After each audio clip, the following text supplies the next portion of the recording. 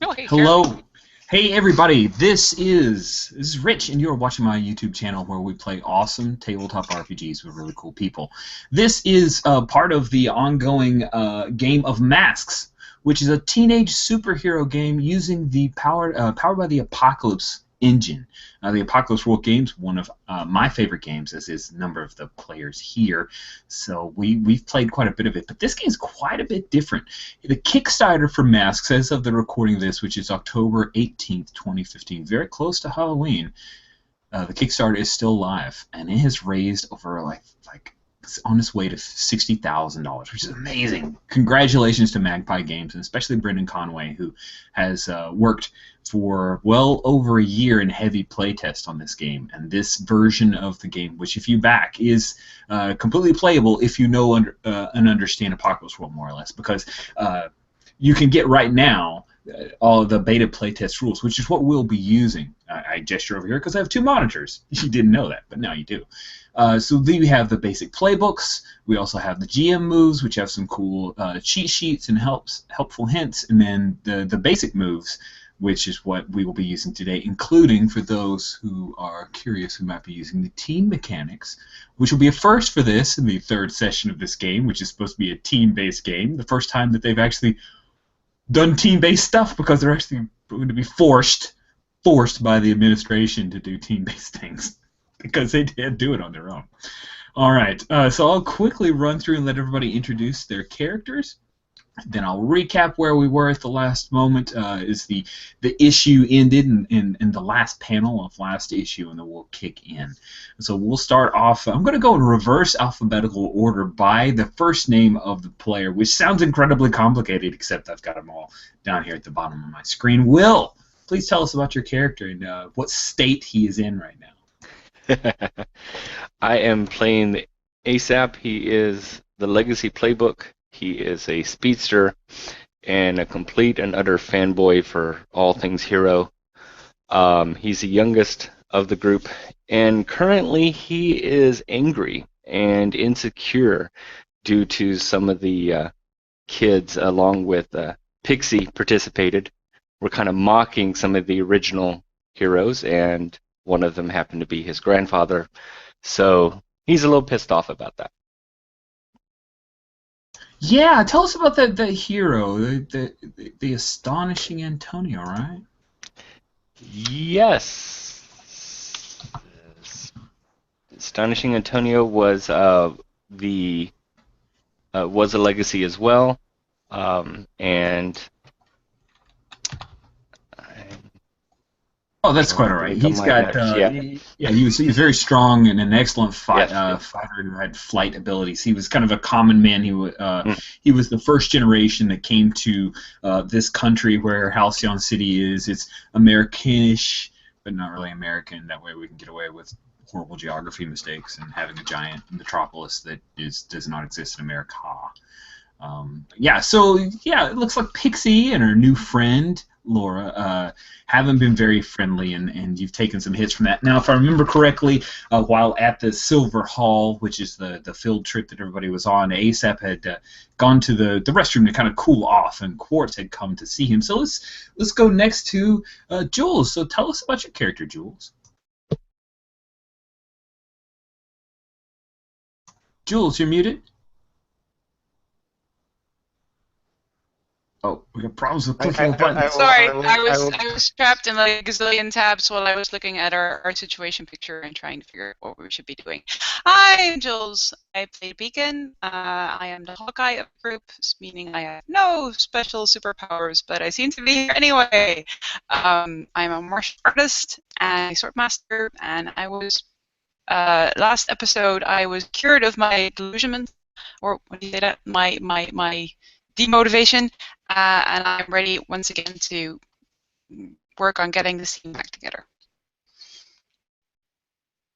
Yes, interesting that the beacon, or the one who has no power, seems to be the most team-oriented. It's very Captain And American. Heartman, Cool. yeah. Pretty cool. All right, next is Jan. Please tell us about your character, Jan. Hello. I am playing Quartz, the outsider, or alien.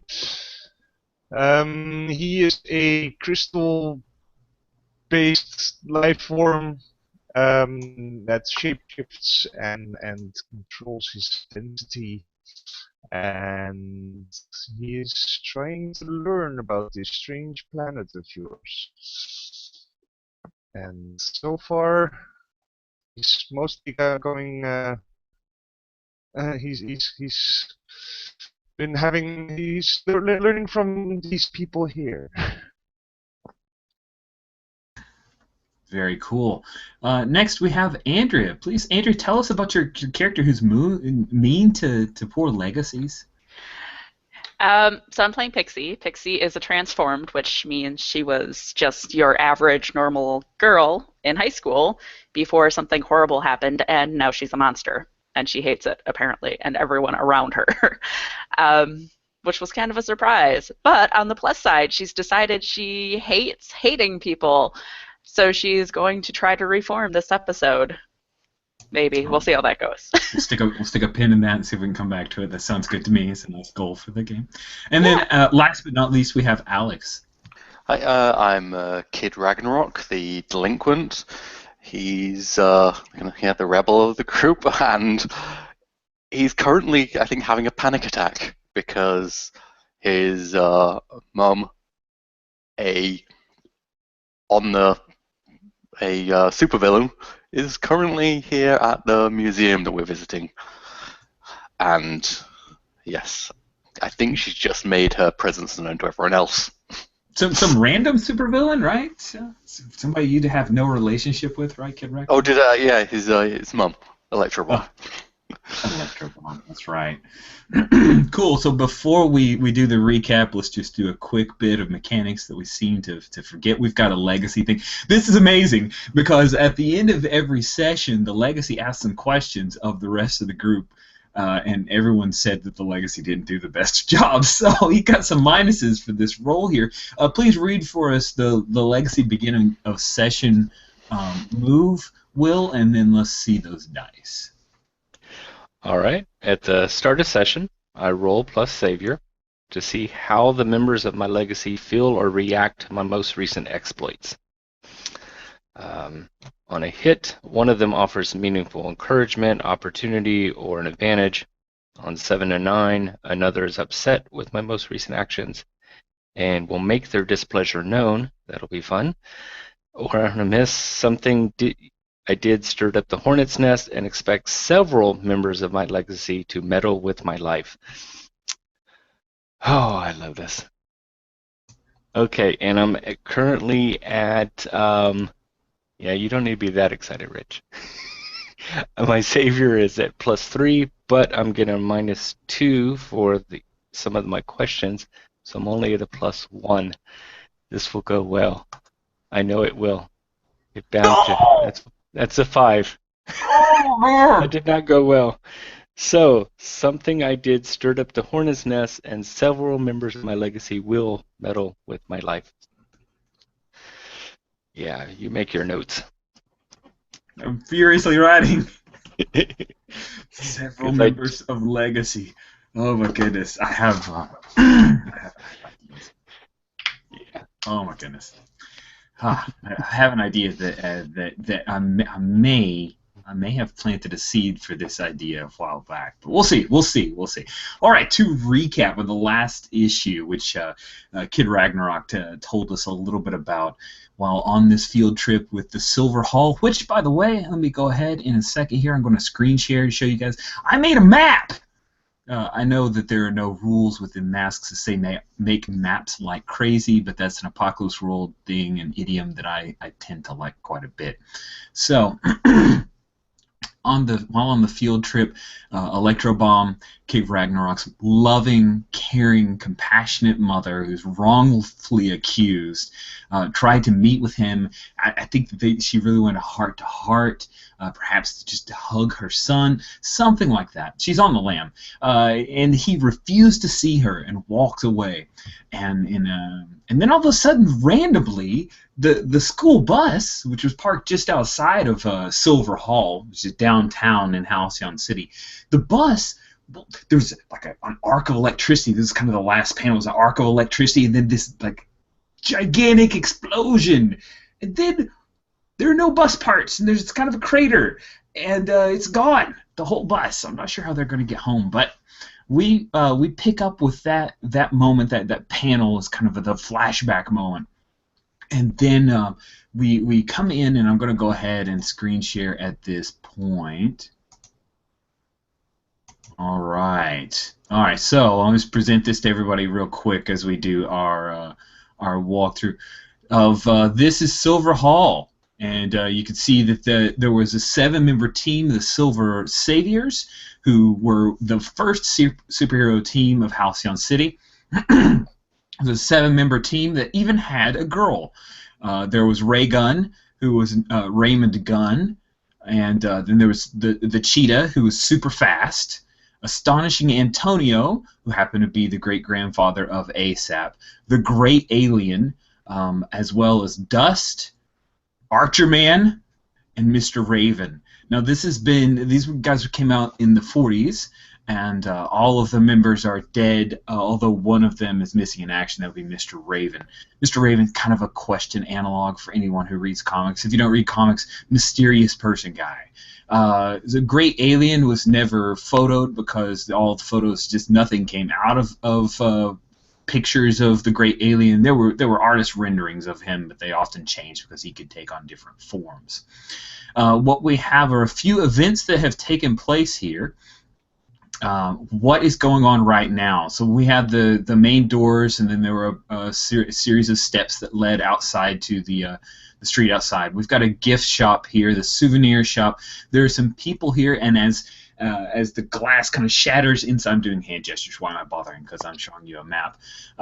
So glass just shattered all inside for 20, 30 feet into the grand hall here, where we have a bunch of smaller statues and the like. And then we have the gigantic statues along the outside. For some reason there was none for Astonishing Antonio ASAP. I'm not sure if you noticed that because the GM didn't point it out, but it's true. So there's glass all over here, and people are running away. They're over here. These small smiley faces.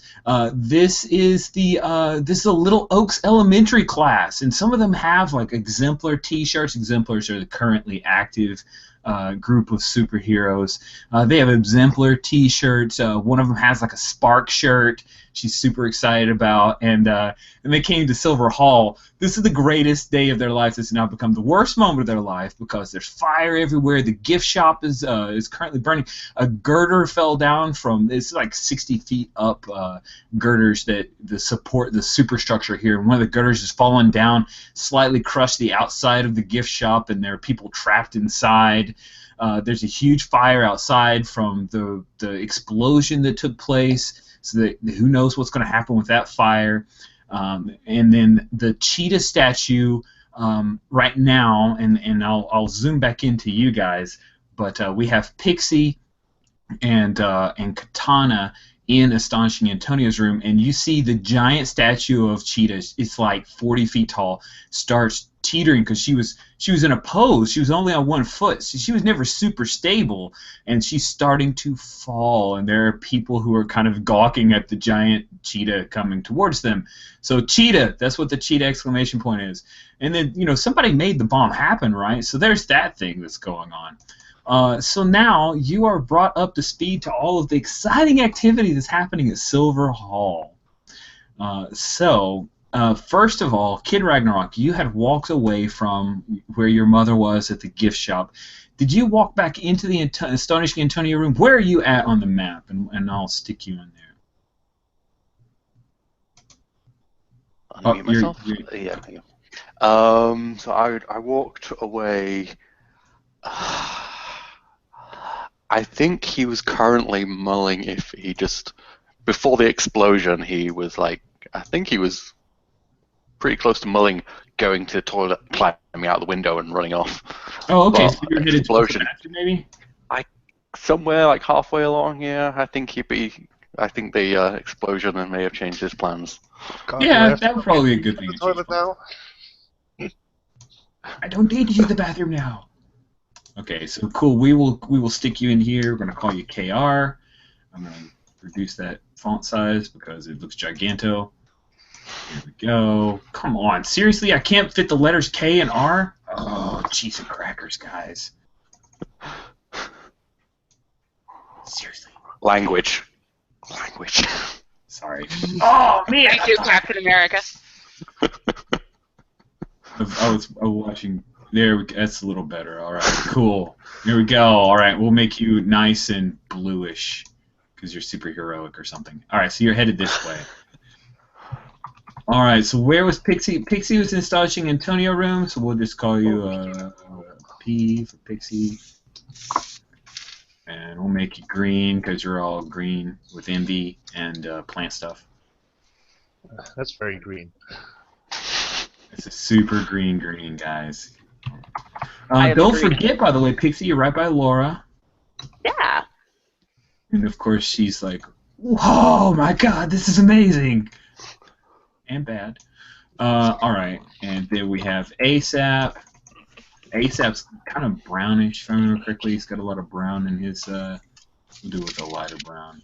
All right, so we got ASAP here, and then we've got Quartz. I'm gonna make Quartz like purpley.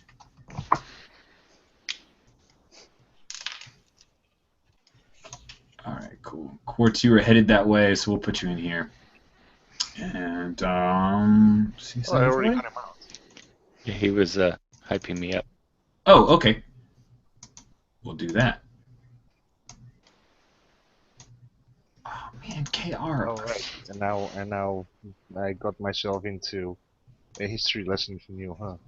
Oh, that's right. We got the cool Yes. history lesson. You volunteered to thank you. listen me on the way back. Even as a logo, Kid Ragnarok is a rebel. You can't control him. I can't even hope to contain him. All right, cool. So, all right. So let's go with the speedster, right? Because I think the speedster should probably have the first reaction right now. Could I Even have though whatever his reaction is not going to be so good. teacher is, if we know? Pardon? Our supervisor, teacher. Oh yes. Thank you very much. Yes, you need to worry about your. I'm not even going to guess at her name because I screwed it up like 20 times. Kincaid last now, time. I think it is. I don't think that was what it was originally, but Kitfield. I'm not answering you until I look it up. Fate's I think- Fury. can we just Kinfield. say there was a ripple in reality? Just one of those things that happens in superhero comics, and she's now just called Kincaid. You know, somebody shattered reality somewhere again, and now she always was called Kincaid. Please. All right, here we go. We're gonna have her in here. Oh, it's a heart. And it's so hard to do this stuff. All right, cool. We'll do the background. It should be a nice pinky background. There we go. Oh, it's so ugly. Wow. Okay, where is Miss Kincaid was the question that you asked before I started doing all kinds of art.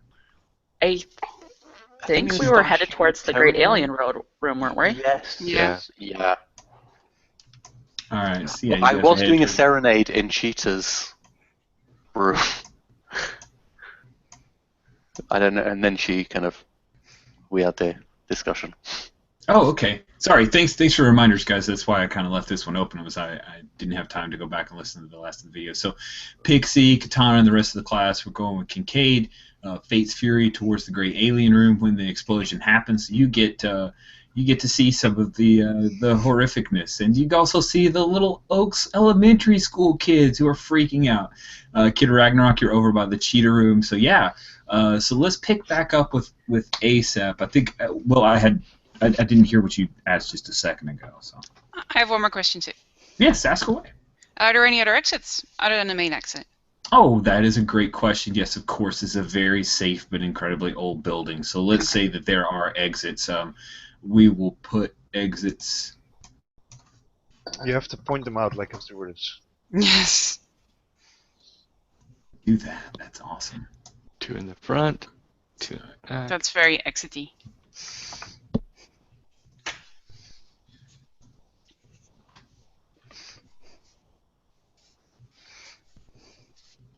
Yeah, we'll put one over this way.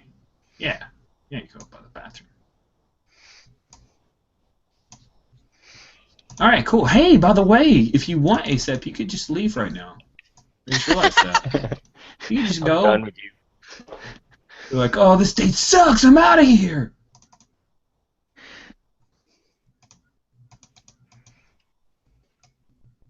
All right, cool. There we go. There are exits. We good? Any other questions? This is good. Keep them coming. This is why I'm not an architect. Our That and the big. complete lack of training.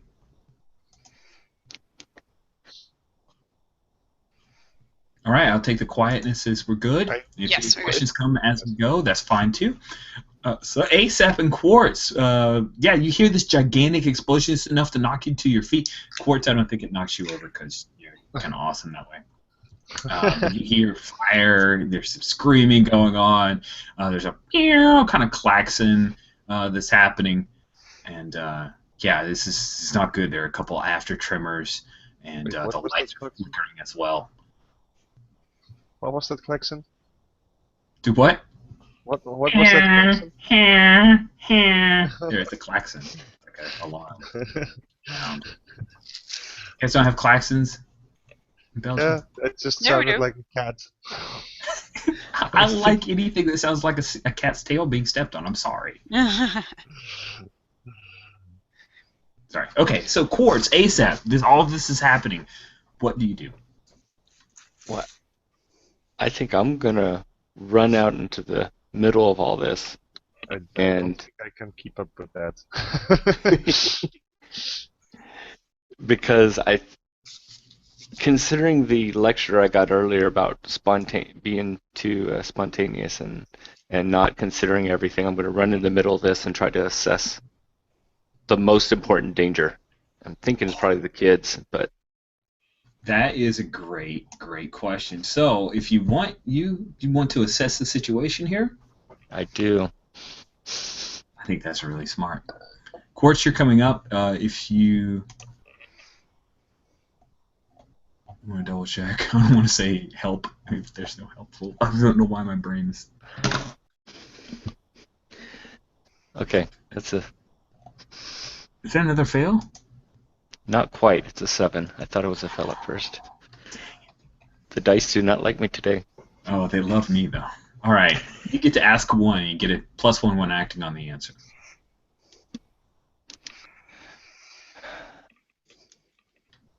What here is the greatest?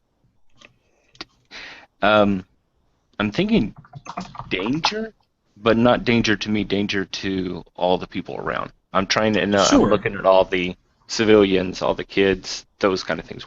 Who's in the greatest danger, basically? I think that makes a lot of sense. So who's in the greatest danger?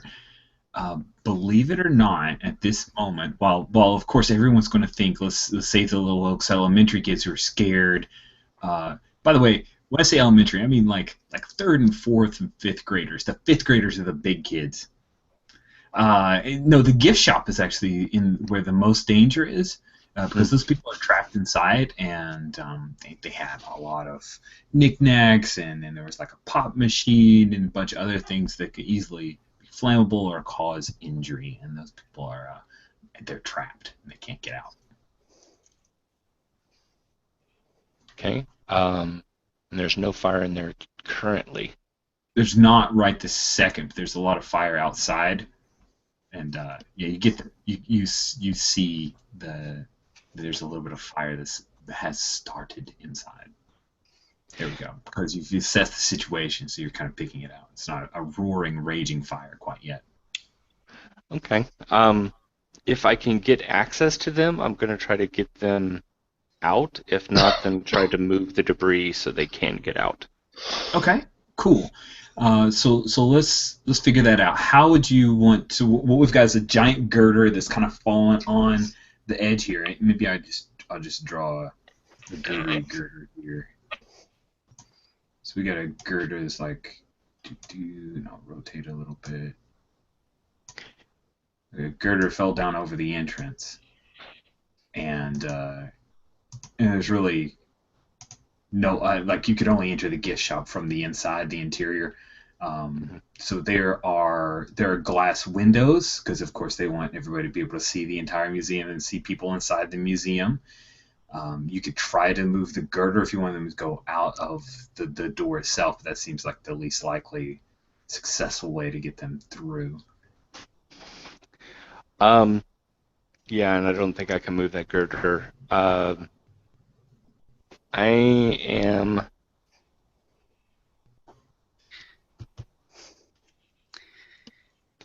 I don't want to interrupt, but how can we do the leader thing? Because I have the perfect idea of what ASAP should be doing, and I would like to step up as the leader, but I'm not sure how to do that. That sounds amazing. All right, so let's step back. ASAP, you stop to assess the situation. Yeah. Cool. As you're just taking a quick look around, Katana and Pixie, as well as Kid Ragnarok, and of course, all of you are in this central area here within the map. So you are able, if you want, to take a look around. And do you wish to do something? You certainly can, Katana. Okay. Well, Katana will probably just start yelling, and she's like, "ASAP, you do the air stuff. Put out a fire before everything burns down." And then she probably turns around and sees like the statue that's gonna start collapsing on people, and is like, "Oh wait, the statue actually collapsing right now?" Yes, it is in the process of like the. It's got an exclamation point. It has to be happening right now. Yes, and she'll be like, "Pixie, you're the only one who can do something about the statue." And then she'll probably start rushing towards the class to actually get them out of the way. Nice. Okay, so now we are going to step into. Are we a team now? Yes. I think that Andrea, correct me if I'm wrong, but doesn't it feel like she's stepping up to try to be the team leader? Yep. All right, so here we go. So team mechanics. When you're in a battle against a dangerous foe as a team, your leader rolls, and then you get some pluses. Okay, so do you have influence over every teammate, Katana? Probably not anymore since last time. Probably never had, actually. I have influence over Ragnarok, Quartz, and Pixie. That will be a no. Okay. Yes. Does any team member mistrust you? And this will be a question to the team member. So, Kid Ragnarok, do you mistrust Katana? I don't mistrust her, no. Okay, Pixie, do you mistrust or distrust Katana? Nope. Quartz? Nope. And ASAP? Of course not. All right, so that's not a -1. And then, are you guys ill-prepared or off balance? Yeah. Yeah. Yeah, I'm gonna say yeah. All right, so you had a plus. You didn't get your +1 because sorry, there was one question I missed. Does everyone have the same purpose in the fight? So what is Katana's purpose? Try to save people? Yeah. Does anyone not have that purpose in this fight or conflict? No. I'm a little conflicted, but I think all my antics before was to try and get us to leave because I wanted to keep my team safe. Right. Katana's plan is to have the teacher deal with any big bad guys because that's what we're supposed to do anyway, and we can still be heroes. Cool. Okay, so the purpose is to save people, except Kid Ragnarok's not. He's a delinquent, so seriously, guys, what do you expect? Awesome. I think that's very character motivated, and it means that you will have in total a -1. It's a flat roll with those pluses or minus. So you roll 2d6 -1. Carry. That's a 7. Perfect. On a 7 to 9, you add two team to the pool. We start at 1. We reset every session. Oh, Will, can you clear your dice, by the way, from the previous roll? So yeah, you now have 3 total team because you had 2 team to the pool. Anyone working with the team can spin the team pool 1 for 1 to help a teammate. Give them +1 to their roll. Team members, Kid Ragnarok, team members who can also spin the team to act selfishly. When you act selfishly, say how your actions ignore or insult your teammates. Hey. Remove 1 team from the pool and shift 1 label up and 1 label down. Your choice. I resent that. I can actually give a +2 to people if I do it in a criminal or damaging way. That's delinquent. Awesome. Okay, so yeah, so you can use this option after rolling to alter the label you're rolling with. Wow, there's so many benefits to hosing over the group. Goodness gracious, what is up with this game? It's like it wants it to happen. Awesome. So Katana, you jump out, you lay down your plan. So can you mark out those, like, what are those action steps, just so we can all keep track of them?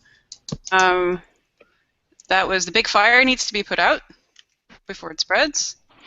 The falling statue needs to be falling. No, did you assign people? I'm sorry, you listed out what's going wrong, but I thought you had told certain people to do certain things. Oh, okay. I asked ASAP to put the fire out before it spreads, and Pixie to have the statue fall over safely somewhere while I get the kids out. I guess you don't have anything to do, of course. Sorry. And Kid Ragnarok, you can keep playing. I'm useless. The gift shop.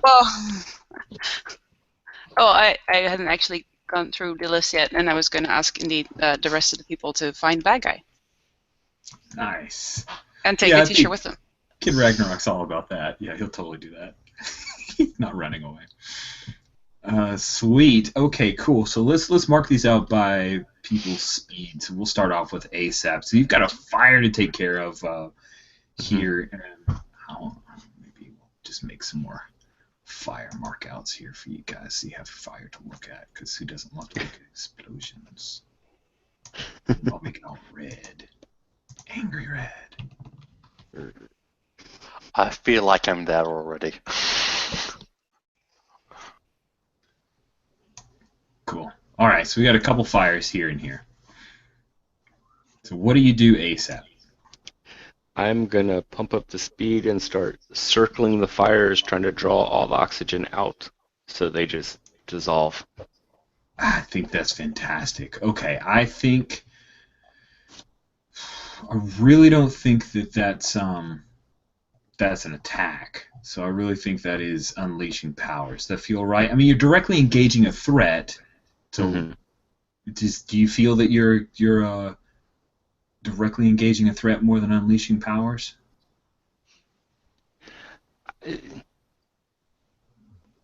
I think it is more than unleashing the powers because it's the obstacle.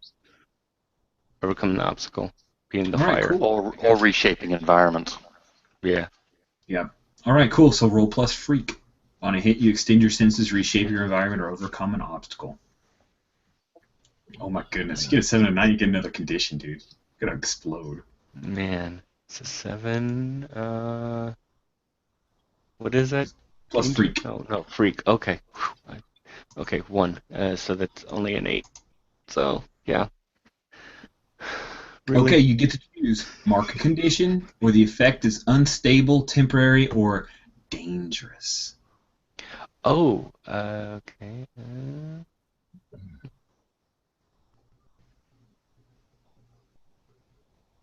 Guess afraid? Ooh, your marking condition. Oh man, that's 3. Goodness. Because okay. Fire has to go out. I have to do this, so I'm So what are you afraid of? Like, are you afraid of the fire? Are you afraid of something else?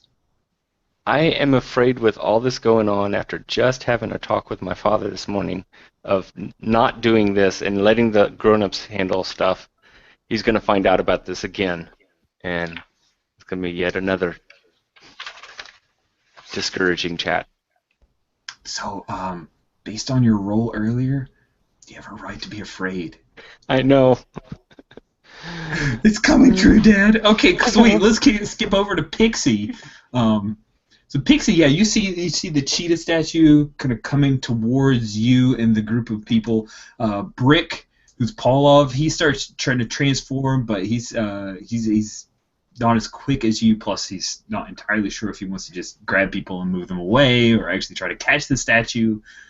And Lark is just basically dodging out of the way. What do you do? I'm basically going to yell at everyone to get down, and then I'm going to catch the statue. What? I did not even know that was something you could do. That's that's totally something I can do. This is crazy. Okay, are you unleashing powers here? Extend your senses, reshape your environment, overcome an obstacle. Or are you directly engaging? Sounds like you're directly engaging the threat, right? I don't know. Some of these are a little bit tricky. I can roll plus danger. That's fine. Oh, by the way, just so I'm clear, who has the team pool? Is it Katana? Yeah, I have to do the team pool. Okay, Oh, it should be a then you have 3. it wrong. I put it up on mine because I thought your 2 was something else. It should be a 3, dear. Yeah. Well, actually, you do the team pool because you know how this stuff works. I That's just fine. No. The team leader should have the team pool. You can do it, Jules. Okay, fine. You can do 3. it. It's a 3. Yeah, because we start with 1 automatically. Oh, okay. Good job, Andrew. Okay, I need Good job, to look up. Jules. Way to try to delegate. I'm sorry I overrode you. I'm not really sorry. It's okay. Hey, all right, Pixie, you are going to directly engage the statue of Cheetah.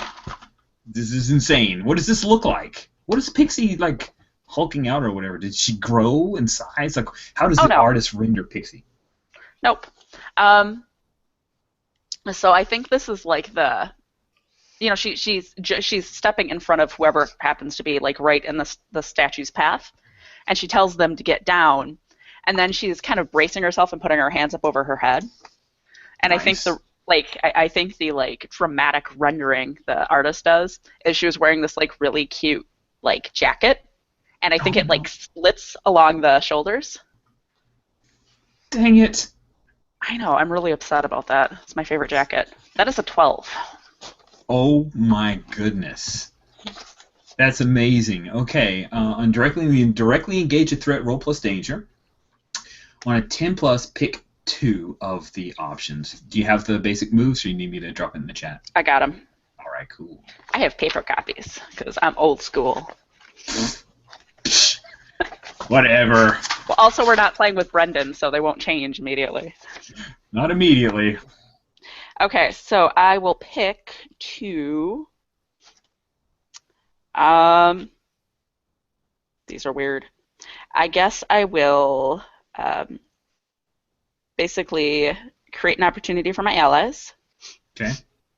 And can I resist their blow and basically say it doesn't hit the people in the way? I think that sounds fine. Yeah, I was thinking that resist was the damage that statue would do to everybody, so that makes sense to me as an option. Yay. Cool. So yeah, you rip the jacket, and then the statue comes down and lands on you with a heavy, heavy thud, and your feet actually like sink into the floor. I think it'd be cool if like some like roots would like come up around your feet, or roots for it's not. Oh, that's amazing. And Totally. Probably like they frayed the bottom of the really cute jeans I was wearing too. Oh my gosh. I can never wear totally like a cute outfit again. It's awful. Yeah. Dang it. All right, so I totally stole that from Alex, just so you know. I'm not taking credit for that. That was a great idea. Cool. Okay, so we have the statue being captured caught by Pixie, and then too late, Brick. He grows. He's like 7 feet tall, and his whole body just gets encased with this crazy granite. He kind of picks it up and helps you lower it over, and maybe he's trying to horn in on a little bit of your heroicness. You don't know, but yeah, good move, Pixie. Way to go. That's amazing. So the next thing we have that we resolve Pixie and the statue. That's very cool. Katana, you've got a bunch of kids to get to safety, and they are very far away from an exit. How are you going to pull this off? Oh yeah, well they're not really in danger anymore now, so that's good, right?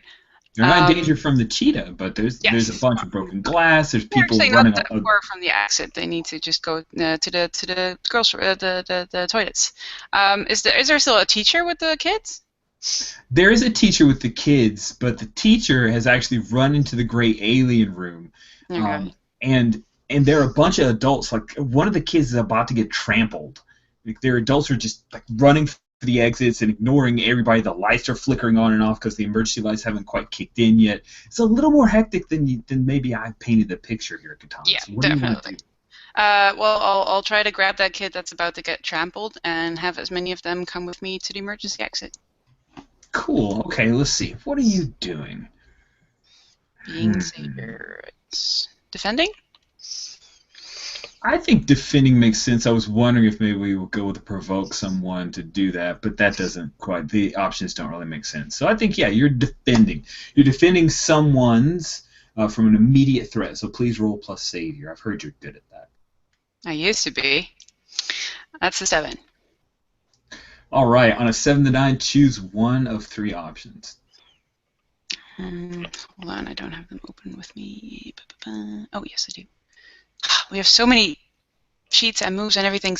I cool. will add. Oh, I definitely need that influence over someone you protect because that might get some more kids to come with me. Oh, neat. And the condition clearing is only on yourself, right? Yes, condition clearing is only on yourself. Add 1 team to the pool, or take influence over someone you protect. No, I'll try to take influence over the kids and add 1 to the pool. Oh man, that's awesome. So if I don't know if this even like makes sense in the rules, but I want to say that you have influence over the Little Oaks Elementary, like all the kids at this point, Katana. All of the Little Oaks Elementary. This is so great for later, but it won't at all work bad for you. Well, they're wearing the t-shirts with the what was the thing on there? Exemplars. Yes, that's Arc. only. Okay. Sweet. And there was Halcyon one little blonde-haired girl who had her hair like a purple streak in her hair, and she had a Spark T-shirt on. Aww. Well, I actually say something like, "You want to be the exemplars? Then move out now as a team. Go!" That's awesome. That is so awesome. Cool. So yeah, Katana has all the kids moving out. That is amazing. That makes my heart melt. Cool. So we've got ASAP was able to make a cyclone and take down the fire, and looks like most of the major threats are being dealt with. Quartz, Kid Ragnarok, you guys got an assignment if I remember correctly. Oh, by the way, Alex, are you good? Look like you're everything good. All right, cool. So Quartz, Kid Ragnarok, the two of you have an assignment. What do you do? I follow up on it. I think I run out into that kind of middle area, and I'm trying to look through the fire and stuff to see if my mum's where she is, because she can move around a bit. Nice. Cool. Okay, so you're heading towards the middle of Silver Hall and trying to look outside for any threats, right? Yeah.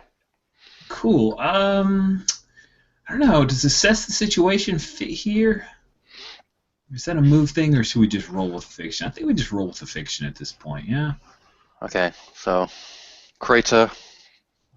Yeah. Bus. You got a crater where the bus used to be. You've got a number of other cars that have been impacted. One was crushed by the force of the explosion, and across the street, which is like completely empty, you see just there's like a I don't know what you call it, but we call it a mailbox, like a blue mailbox, and standing right by the mailbox is your mom, and she's just standing there with her arms crossed.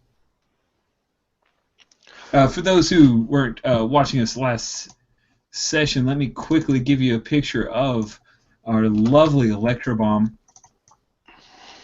She's so well rendered and awesome. Come on. Nope, that's not going to work. Dang it. I have to do photo and then share. I'm not very good with this thing today. I have too many things open. Okay, let's think about what I'll do while you're doing that. Something's opening. Here we go. There is Electrobomb in all of her electronic fury of bombness.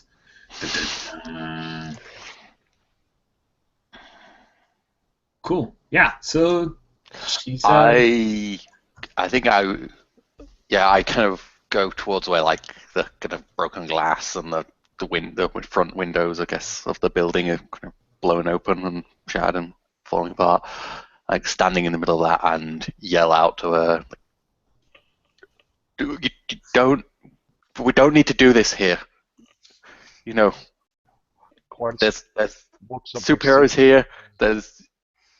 It's bad idea. Just go. This doesn't need to happen. Quartz And walks I up think I want to try and see if I can tell what she's thinking. Okay, but before you do that, Quartz was saying something to you, Kid Oh. Ragnarok.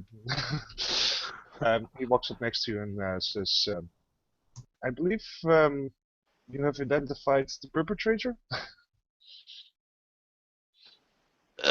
Yeah. Seen her on the news. Very well. So, Do we proceed?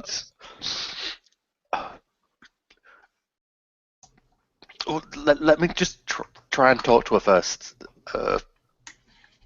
Isn't that what we're supposed to do? Diffuse shit.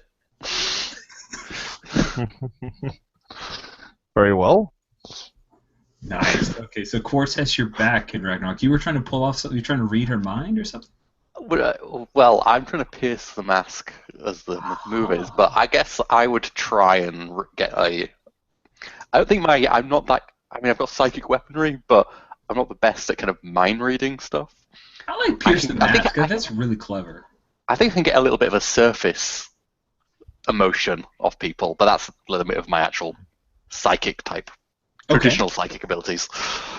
I think a move, like a move where someone could use Freak to pierce the mask because their psychic abilities would be really cool. But the pierce the mask makes sense as far as mechanics wise. You want to go ahead and roll that, even though it's plus mundane. Ooh, and I've got such high mundane, of course. You're so mundane. Don't you constantly push that one down like every session? I got 0 mundane. That's fine. That's not too bad. You're a flat mundane. 8. All right. On a 7 to 9, ask 1.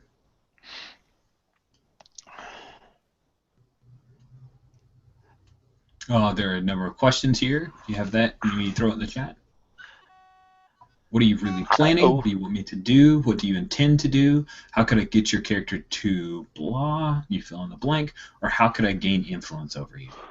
How could I could get Electrobomb just to leave without escalating the situation? Nice. Well, leave with her.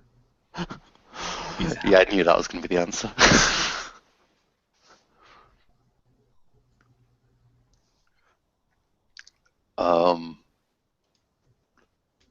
Yeah, I think I'm letting when Ragnar kind of realizes that he's kind of, I think he's quiet for a moment as he's like trying to figure out what to do. I think he's still very much feeling that panic attack, and yeah. Nice. Quartz, you see this like moment as Kid Ragnarok seems like he's seen the mouth of the abyss and it has terrified him or something. There's a cold sweat, and you don't know humans that well, but you know Kid Ragnarok relatively well. He seems really indecisive at this point. What do you do?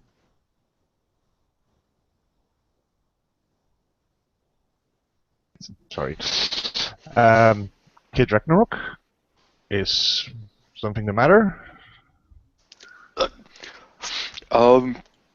It's just, look, if we could maybe scare her off. Kind of, I'm straight away thinking that just sounds stupid. I've never seen my mum scared. I am not sure, but I don't believe that scaring someone off after they blew up a bus is what is generally the course of action. Should we not try to apprehend her? Despite the advisements of your principal to not do so? Yeah. Crystal Gem, I think you're right. Nice. Cool. So Kid Ragnarok, it looks like Quartz may have gotten you to make a decision here. What are you doing? I think I yell out to my mom, like, "Look, I'm not coming with you. I got this is. I got a place now. I got a life. I'm not allowing you in this building." What he means to say is, please cease and desist and prepare to be arrested. Yeah, what he said.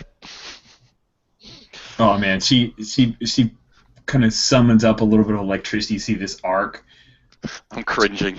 flicks her wrist, and you see this little bouncing, like it's basically like a spark. It's like a electrical ball. Almost looks like a lightning bug from your teacher from esoteric languages. It comes straight for you, Quartz, and just pops right into your chest. And you can actually feel it sink in. It burns with this weird electrical charge. And it looks like Electrobomb is not entirely happy. So we'll cut back inside real quick. I just want to say mechanically, Will, I think you've resolved your insecure by following Katana's orders. I appreciate you highlighting that. That's a really good way to resolve your condition that you had from last session. Now, so Katana, you've gotten Little Oaks Elementary kids. They're all marching a line, and they're headed back towards the bathroom area because that's the quickest exit without going past any of the debris. Pixie, you've set the girder down with the help of Brick, and you look outside. You see Kid Ragnarok and Quartz is just, there's this weird electrical nimbus around him. And he's actually flickering, like his semblance is going back to that crystal that you saw before, but then it's changing and morphing. And you see Kid doesn't have his guitar out. He seems to be screaming like, "I'm not going with you!" And then we cut back out. We got another panel shift real quick. And so the way I see this is the artist is rendering ASAP. He's just finished up, like he's taking just a quick breather after taking care of that fire, and you can see out onto the kind of the ruined glass and outside onto the street in that crater, and then across from the crater you see Electrobomb, and you recognize her. You know who this woman is, and then she's standing in the sunlight, just totally casually staring down Kid Ragnarok and Quartz, and then this shadow falls over her, like this huge shadow. And then a foot comes down right in the middle of the street. It is a foot the size of your bus, and then it is followed by another foot, and then Electrobomb, like she starts, basically she like pops up on almost like how Iceman will ride, a thing of ice. There's like this electrical charge that she steps on, and she looks up, and she starts to just zip out as this gigantic man steps over top of one of the buildings here. And it stands, and it's Captain Electron. He has the ability to grow and to shrink. If you remember, Captain Electron is the person who you guys impressed during your kind of first mission together during orientation. He starts turns, and he starts walking in this huge lumbering, like monolithic Goliath step towards Electrobomb. But she's way super fast, and Kid Ragnarok, she doesn't look back. There was one last second before she saw Electron as he appeared. She was disappointed. Not surprised, but just completely disappointed in you. So cool. It's that we can kind of quickly move to a little bit of aftermath here, but I do want to know as we kind of zoom in. Quartz, I'm not giving you a condition. It was mostly just that was a quick effect that happened. Do you think she has some kind of weird, if that electricity has some kind of weird effect on crystals and your people? But yeah, there was a weird moment between this Electrobomb lady and Kid Ragnarok. Any reaction there? No, just was curious if there was anything, like if there was any system going on, because I noticed that there was something saying "take a powerful blow," which yes, I thought about taking control yourself. It seemed like a cheap shot. You didn't get to attack, so Rich backed off. I would be happy to have you take a powerful blow if you want to engage the system for that, but I felt a little bit like a cheap shot that I just narrated in a heavy blow on you without you having a chance to react. Yeah, that was why I was curious, because I noticed that there was you lose control of yourself or your powers in a terrible way, and I was like, okay, well, that seems to have been what happened. You're right. So But I then didn't again, I'm engage also the system, but I confused. had the results happen, didn't I? So hey, I got a We- 10 plus. You got a 10 plus. Yes. There's a flicker, but yeah, Rich granted a 10 plus because he chickened out on using his system. So my bad. Yeah. So we cut back in, and Paulo says, "You're a lot stronger than you look." Thank you. You're not so bad yourself. Thanks for the help. Yeah. Well, I touched your boob.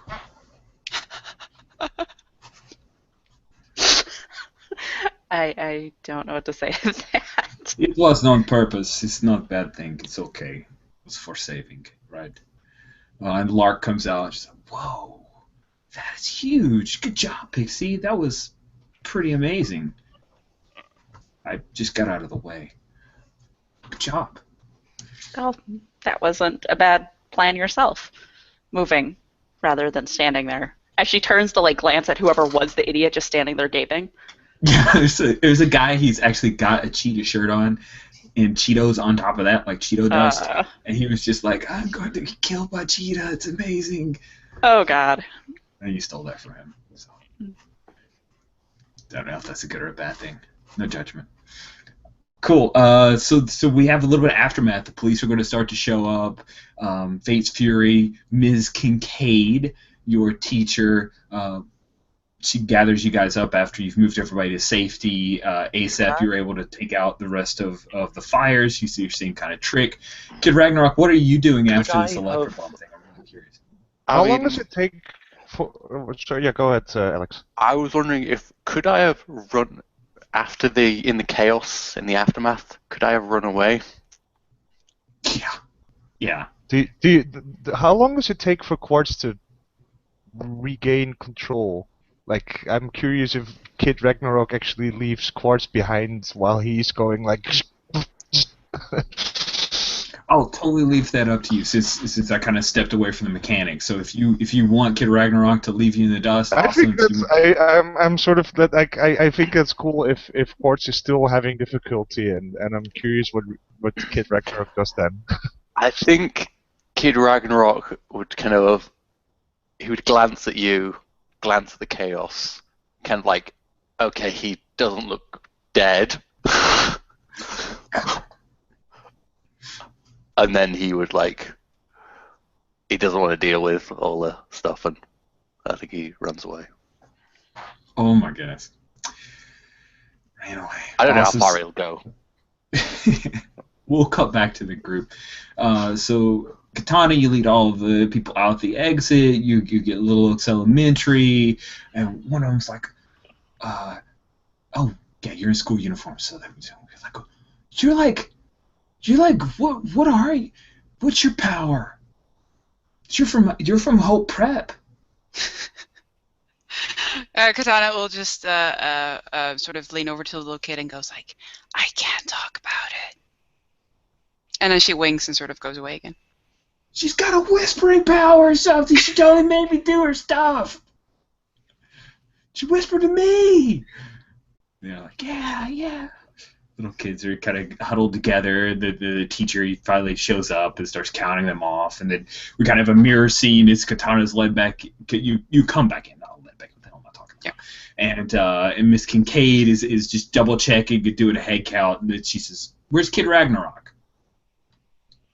Uh-oh. "Where's Quartz?" Uh-oh. I think I saw them outside. Cool. So she'll start to head outside, and you guys can see the Quartz who's kind of shorting out or something, and it's starting to fade. So of course, by the time they come out to you, your weird condition, the malfunctions of your whatever was done to you seems to be ebbing off, and you can respond when you hear them. Quartz, are you okay? I am recovering.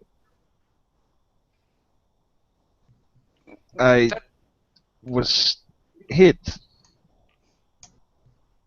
Well, it's good that you're okay. Where's Rags? He left. He left? That way. Why?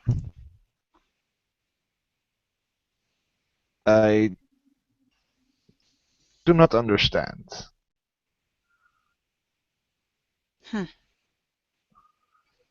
Well, we have to get back. Indeed. Cool. So we'll kind of skip ahead to where do you think Kid Ragnarok would end up? Like, what part of the downtown of Halcyon City where Kid Ragnarok would kind of hide out? I imagine him sitting on like the edge of just like an overpass bridge thing that's like is over a skate park. I imagine that's where he is. And he's sitting there, and he's probably strumming his guitar and just like very in his own head. Well, speaking of in his own head, you feel a tickle at the back of your mind, and you recognize it as Miss Kincaid. She's seeking you out. Do you do anything about that, Ragnar? I think I may try and just do that kind of internal humming to kind of try and psychically block that communication or that tracking. I think I try anyway. Sure. I wonder mechanically how we would do that, because in a way you're provoking her. No, maybe unleashing I'm not powers. trying to. It feels like you're trying to provoke her to like stumble or err. Yeah, because so the options for provoking someone are they stumble, you take +1 forward. They err, you gain a critical opportunity, which could totally be she doesn't find you. They overreact, you gain influence over them. So let's do provoke. We provoke someone susceptible to your words, say what you're trying to get them to do, not find you. Okay. I roll plus superior because that's the way I roll. That is how you roll. So plus. Actually, what am I up to at the moment? I've been messing around with my stats so much. +2. +2. Yeah. Okay, so 9. Yep. So you get. They can instead choose one. Oops.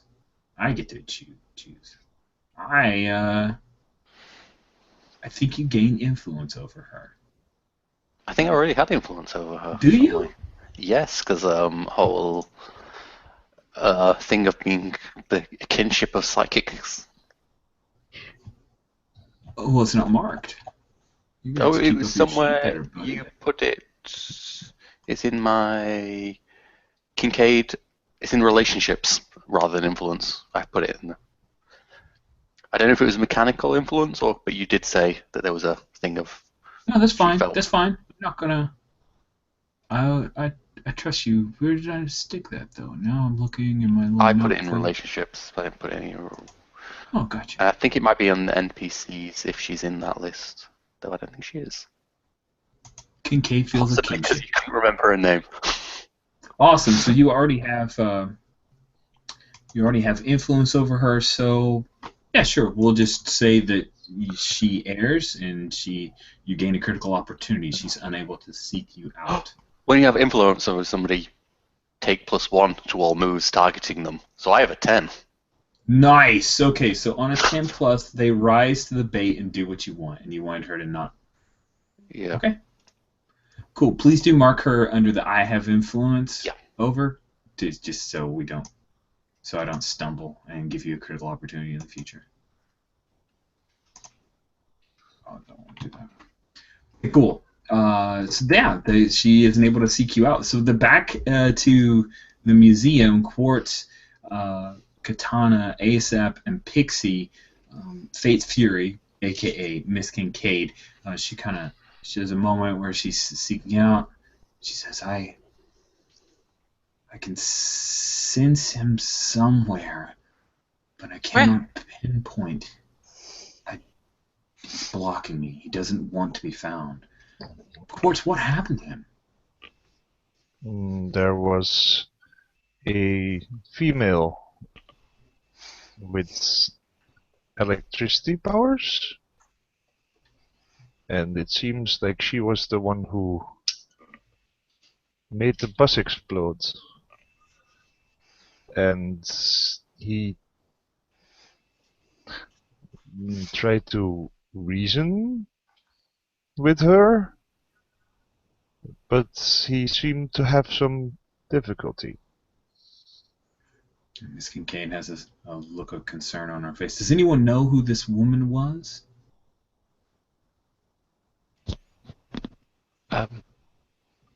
Actually, it was Electrobomb.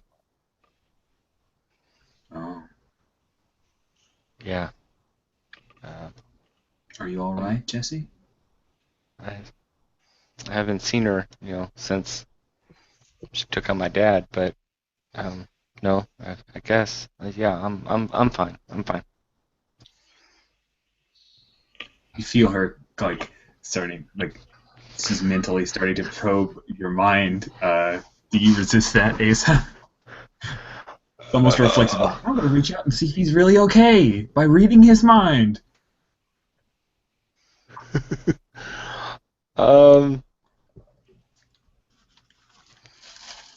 I think I'm not insecure anymore. I think I'm more angry than not, so probably I would try to resist it because I don't want anyone in there.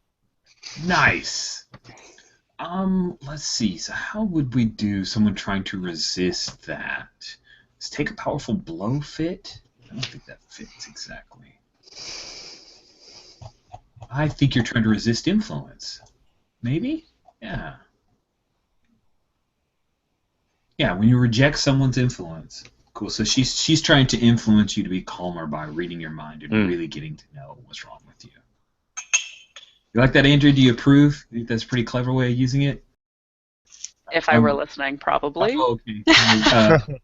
Fate's Fury, the psychic teacher that you have, is trying to invade ASAP's mind, and I'm using that as she's trying to influence. That makes sense. Cool. I just roll plus nothing, right? Yes, you roll plus nothing. Considering how the feeling dice... of rolling plus nothing. Even if I'm rolling plus 0, it feels like I'm rolling my stuff.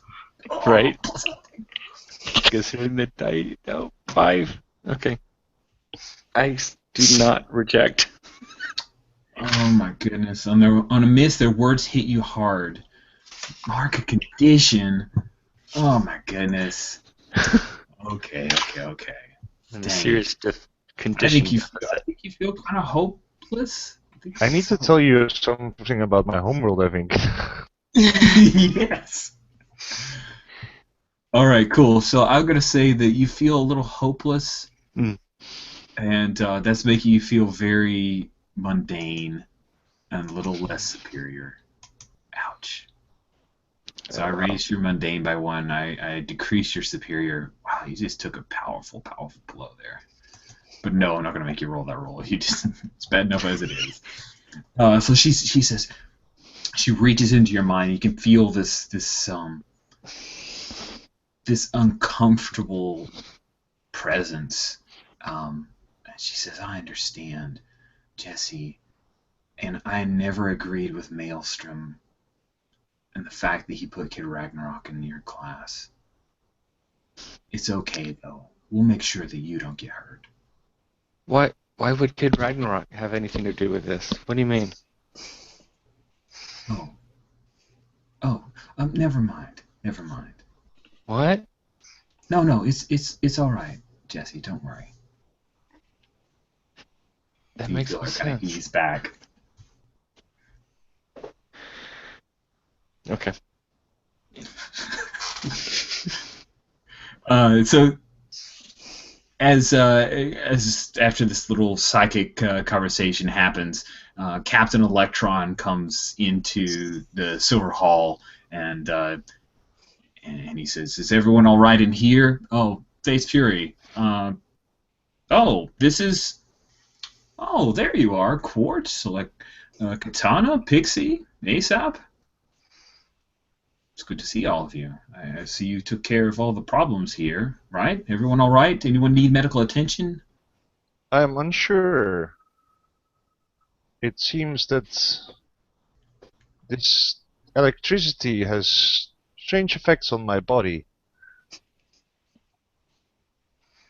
I would have thought you might have been conductive. Were you? I saw you attacked by Electrobomb. Her powers are very different. We should have you checked out, unless you feel that that your technology would be more effective. Perhaps. Perhaps it's best if it's examined by my own people. Very well.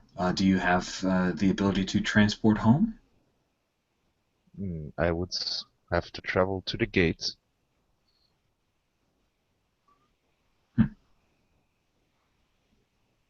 All right. Oh, anyone else need any assistance? No, we're all good here. But thank you for, saving us. I didn't do much. I just showed up to try to help. I appreciate what you did in here, saving lives. No problem, sir. Kincaid, make sure that this is on their report. Yes. Eat that, Maelstrom. She's like, you weren't even here, and you didn't see anything happen? Just, oh, I know these kids. They're good kids. So meanwhile, Pixie's like furiously texting right now. No one can see this, but like Pixie is furiously texting, and we're showing like set in panels, like text from Pixie, and there's text backs to Kid Ragnarok, back and forth there. We'll have to kind of bring this on screen for everybody who's watching, including the GM who's not able to focus on that and read the side chatter, which is totally like I totally want to see it. But.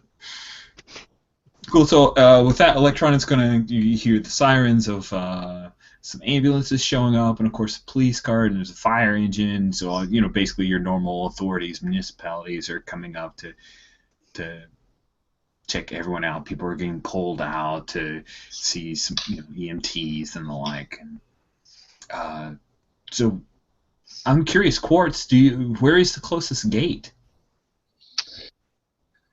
I think it's in the city, actually. This is one of those cities where that sort of thing's just... Oh yeah. This is where the exemplars are. This is where all the super heroics happen. So this would make perfect sense. I just want to make sure. Cool. So do we kind of move? We'll take a quick break here, and then we come back. Maybe we pick up with Quartz going to the gate. Maybe. Sure. Sounds good. Yep. All right. So just before break, I just want to Pixie and Kid Ragnarok, before I go read all the side chatter text. Have you guys figured out a resolve? Like, what's going on between the two of you right now? So Pixie was like, screw all this psychic nonsense. I have a cell phone and I have Kid Rock's number, so she was texting him to see if he's okay. Yeah. And he's like, yeah, I'm fine. And then she was like, was that your mom? Because his Lark totally said your parents were supervillains. And now he's not happy with that question for some reason. I don't know why. Yeah, I don't want to talk about that to anyone until I can at least talk to her privately. I think I've now got a bit of an incentive to get back to school. Cool. So just so we're clear, when we pick back up, does it make sense that maybe Kid Ragnarok has rejoined the class to go, I've got to figure out where the heck this gate is. This is exciting. I'm glad that I don't over-prepare for games, because who knows? Like, Rich had no idea that going to the gate and transversing to the world of the sinus people would even be a thing that happens in this game. So, it doesn't make sense that Kid Ragnarok would rejoin the class, or maybe kind of show up in that scene? I think he would maybe. I think he would. Next, the next text is, "Where you guys now?" And then he would just like suddenly be there at the back of the crowd, like, yeah, whatever. I'm back. That's great. That's great. Cool. Yeah. So let's go ahead. We'll take a quick break and we'll pick back up. Awesome. So see you guys in 5 minutes.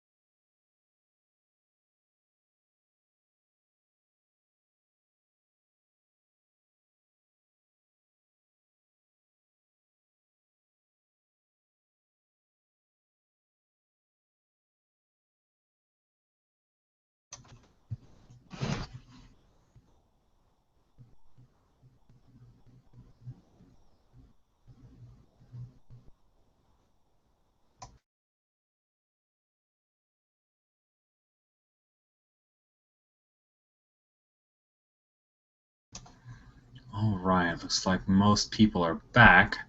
So we'll wait for everybody to return. We'll pick up with, I don't know, where would the gate be kept? What do you think, Jan? Do you think the gateway is kept by the government? Do you think that it's within the Oh domain yes, of Super definitely, T? Sorry? definitely a government Government. thing. Okay, cool. All right, to update everybody on people who are coming back, the beginning of this particular session, we picked up with the aftermath of the attack by Electrobomb and possibly a subsequent follow-up attack on Silver Hall, which is the museum for the Silver Saviors, a Golden Age superhero team, one of the first of Halcyon City. In the aftermath of that explosion, Katana helped to save a whole host of elementary kids. She also kind of stepped up for the first time as the team leader. It's the first time we used the team mechanics, so it's pretty cool. We also had ASAP saving some people from a fire, a falling giant statue that Pixie caught with her own bare hands. And Kid Ragnarok saw the person who perpetrated the explosion, which turned out to be his mom, and he ran away after screaming at her a little bit. But he kind of stood up to her, sort of, kind of, and then ran away. He ran away heroically, though, I'm pretty sure. Right? She totally ran away first. She did run away first. Because, I was just running away from the questions and the drama. Exactly. Not the fight. That makes sense. Perfect sense. Awesome. So we pick up... Oh, is Jules okay? Jan? Everything good? I heard her in the kitchen a minute ago. I'm not All right, sure. cool. Well, hang out. Any feedback? So first of all, I feel bad that I did not have Quartz take a powerful blow. I think that was a chicken-hearted move on my part. It was my job as the MC to do that. I should have taken a move. I stepped out of mechanics, and it's funny because we ended up warping back into what probably would have been our choice from those mechanics if I'd engaged the move. So that's on me.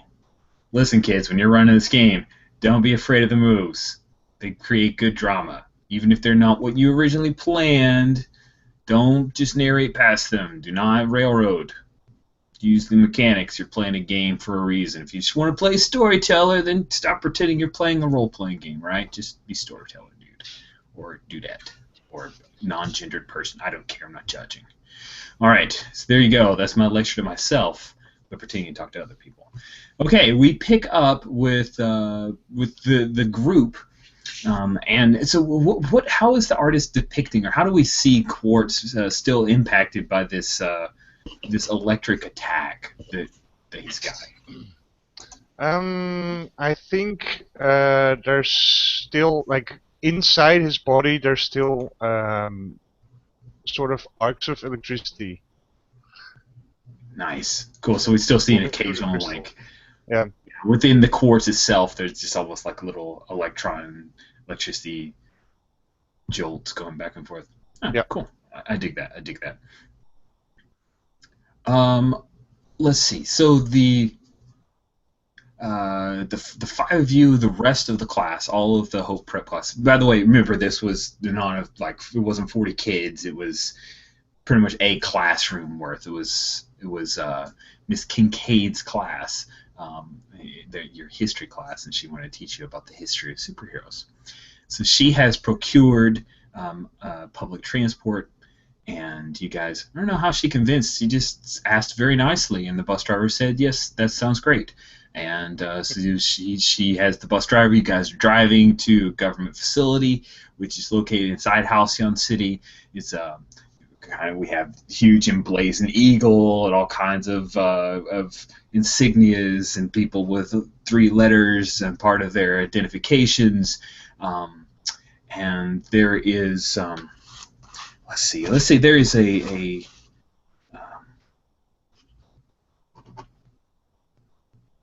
sorry, my brain went away because I was trying to think of a name, and then like the 4 names that came to my mind were really boring. So why don't I very smartly use the Story Games Names Project to come up with a cool name for our.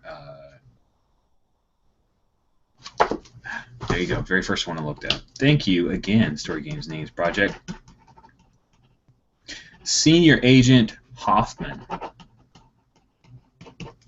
Senior Agent Hoffman is one of the liaisons for your people, Quartz. And so you know Senior Agent Hoffman. What do you think about Senior Agent Hoffman? What's your opinion of him? I find him efficient. Very cool. Very cool. Awesome. Yeah, so Senior Agent Hoffman, he comes forward. It's one of those things where everyone has to check weapons, and there's a couple of security checkpoints, and they actually say, Miss Kincaid, I'm sorry, but you're not on the authorized list, and so you'll need to stay in the waiting area. And evidently she's on some kind of list that is not authorized. Might be her psychic powers and a government facility. You don't know. But yeah, she says, well, Quartz, do you want anyone to go inside with you? If it is allowed, then, and if they are willing, I would like to invite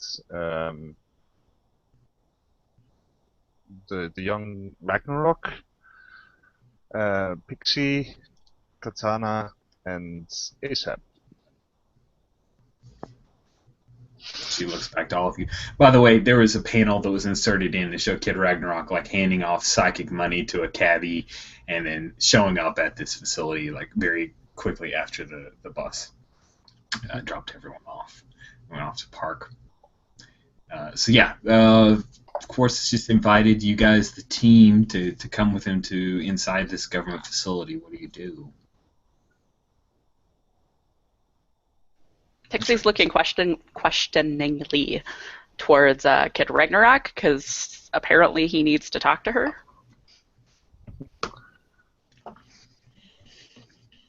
I think at the moment I'm like trying not to make eye contact. I mean, I have little glances maybe, and also little glances towards ASAP.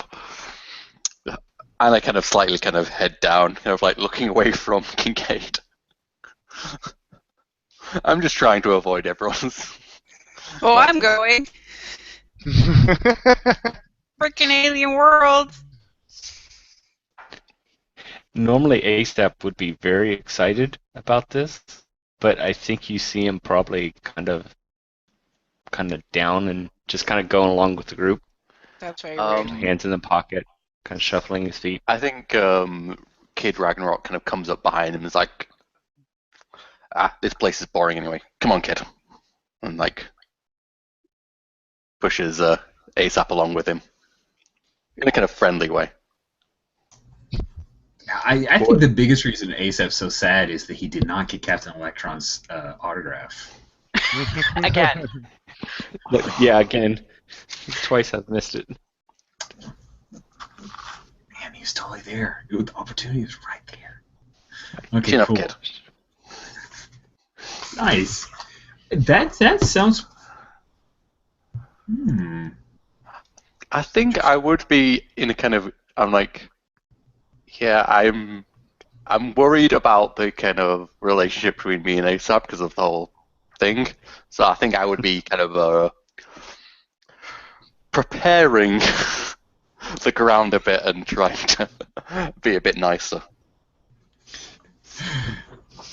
No one's noticed this from Kid Ragnarok. It's just like normal, right? Yeah, totally.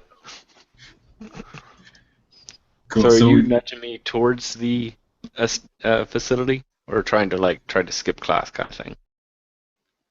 I'm kind of towards the facility. Like, come on. Okay. This is, Earth, boring. Alien world. Maybe they know how to have a good time. Judging by Quartz. Okay, fine. I guess I'll stay off another chat with my dad. Yeah, parents. I know. And then superhero mentor on top of that.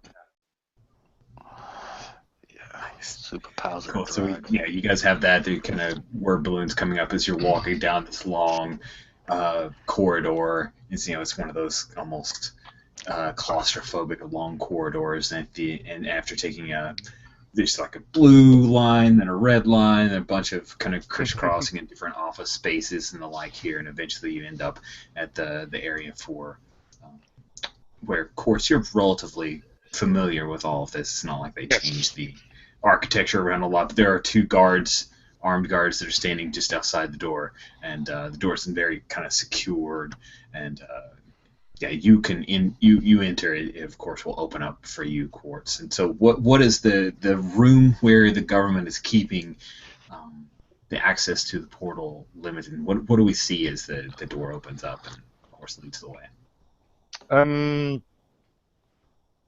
It's a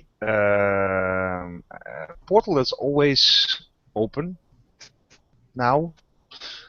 Now that it has been opened, it remains open. And I imagine that it's basically sort of like a large doorway, like basically a rectangle with a shimmering force field in it, and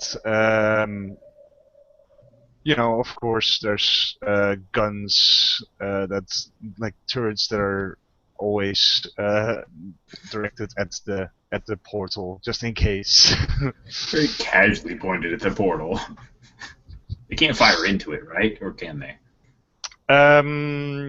Well, like anything that goes through the portal doesn't retain its original momentum. So if they fire into it, then bullets just fall out on the other side. Not that they know that. But, you left your bullets at the beginning of the portal again. Here's your bullets. I don't think you can use them anymore. I'm sorry. Sweet, yeah, and I imagine kind of we'll steal a little bit of the imagery from the Stargate TV series. Yes. So we've probably got like a observatory off to the side with a bunch of people who have reading instruments and the like, and get a cool kind of multinational crew that helps out, or a multicultural group. They're all from the government, and yeah, so you come in, this kind of large structure here, much larger than you would imagine from the narrow corridor. And so, yeah, Quartz, you can traverse in there. What do we see on the other side of this rectangular portal right now? What's the landscape look like? It's fairly. It looks fairly barren. However, there's some crystal formations here and there. And if you look closely, they're not quite stationary. Nice.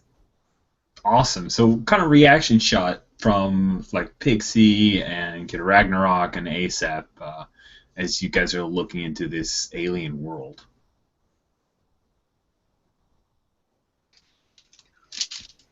I think Pixie's like, is this thing safe? Yes, it's quite safe. I've traveled it multiple times now, and in fact, there is, to my knowledge, still an ambassador of your people on my world as we speak. Katana is pretty floored. Sort of gaping mouth open. It's like one quartz is one thing. Like a whole bunch of quartzes, that would be weird. Well, Quartz, when we go there, you have to explain stuff to us, okay? So we don't accidentally, like, I don't know, Indeed, of course. kick like one of your relatives or something. I am afraid there will not be any ice cream. We'll try to make do. Well, I'm turning around right now. Dude, you should have told us this before. Will it do anything to our powers? Not having ice cream? No. I am His world. I am uncertain. I do not believe so. Perhaps does any of you have any powers that are powered by your star? Not a problem here. Because Sinus orbits a twin star.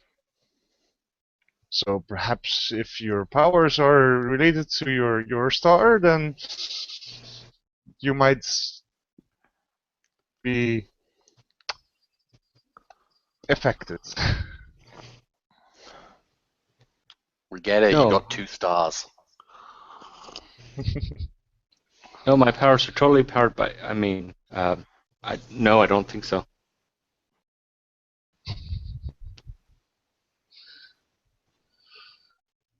You never know if there's a Superman out there.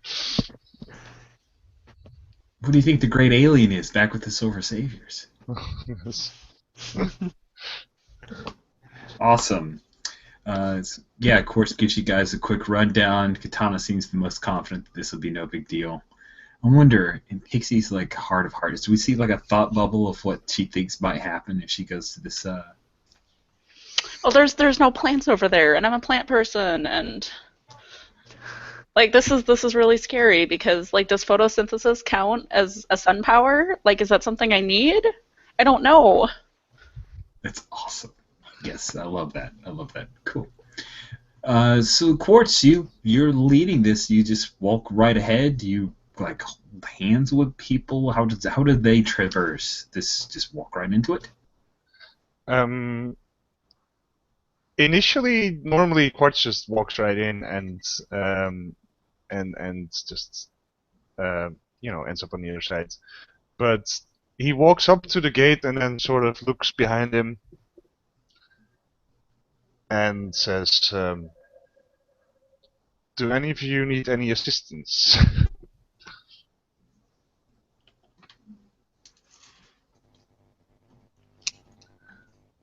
Oh, it would be our first time going to an alien planet, so maybe yeah?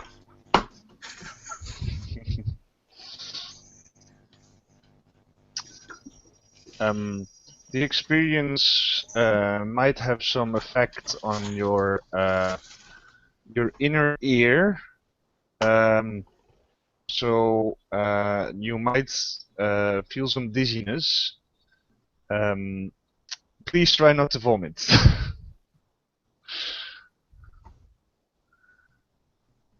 If you wish, we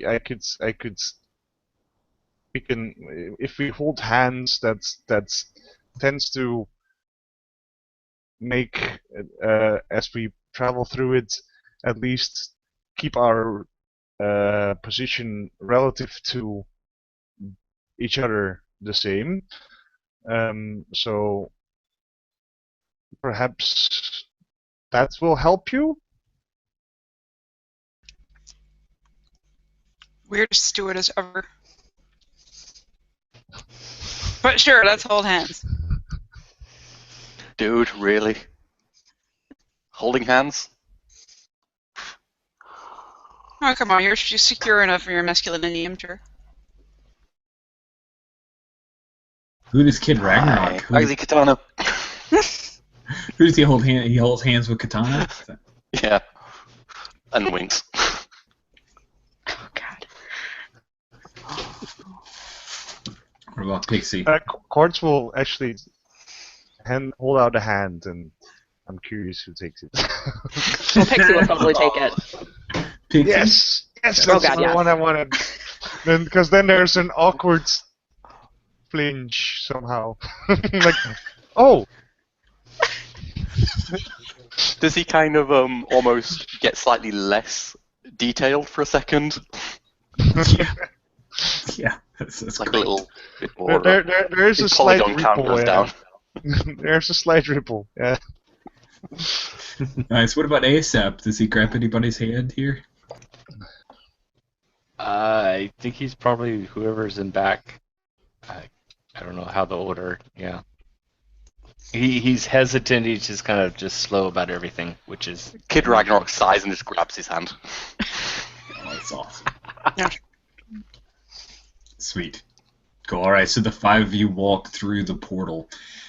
This is like a welcoming embrace for you, Quartz. You feel immediately at ease. The perfect mixture of just the right elements, and the air is just, it's not polluted. It's got the crystalline structures that immediately make you feel better. We can already see the electrical charges start to dissipate somewhat as you step forward into your own home. The 4 of you, there is a moment where the air just, it tastes odd, almost gritty, and it's not harmful, but it is definitely disorienting. Your hand, ASAP, which is the one that Kid Ragnarok had grabbed, it feels warm. Which hand do you wear your ring on?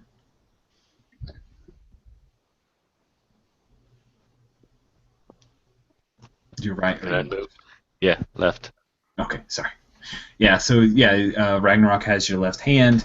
You feel this as well. You feel the like physical sensation of warmth at your right hand, and the ring seems to pulse. And yeah, Ragnarok, you feel that as well. What do you do?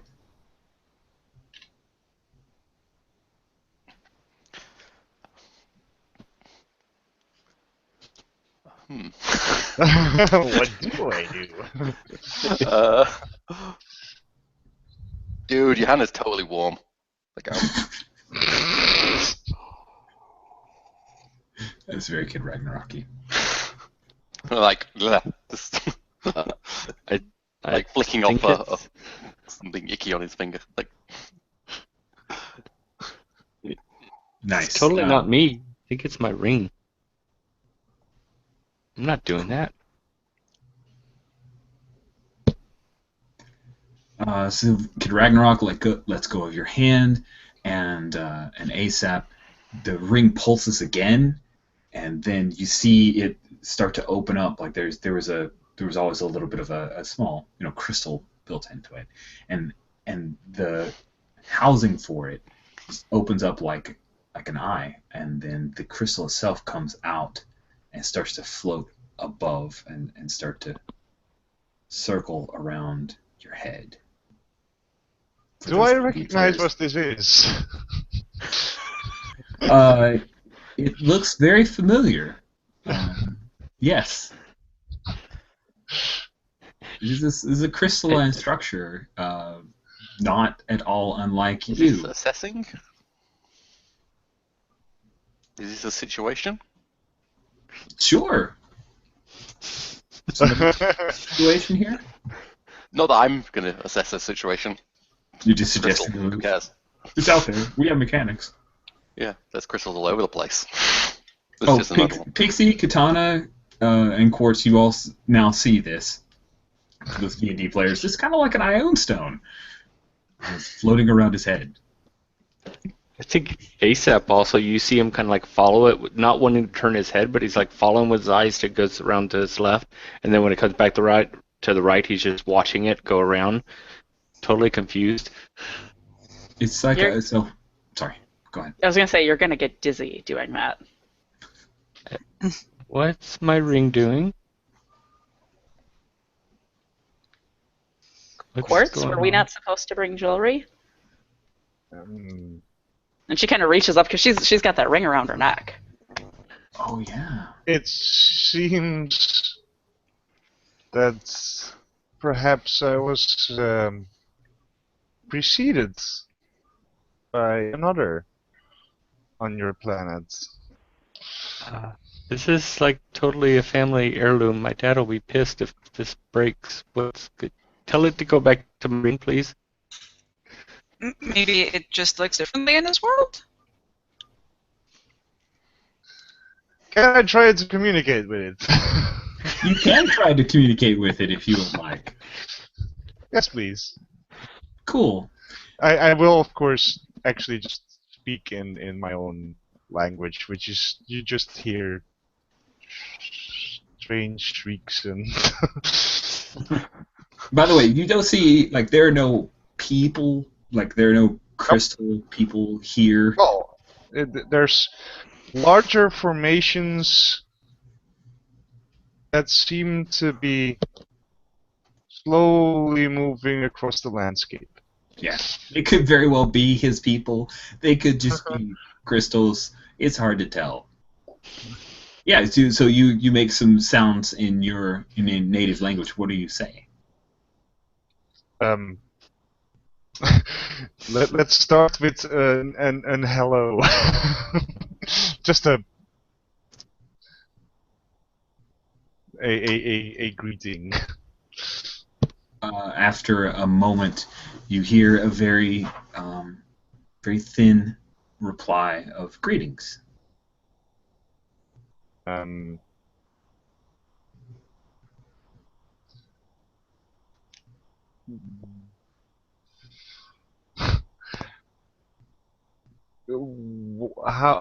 did you come to be in there?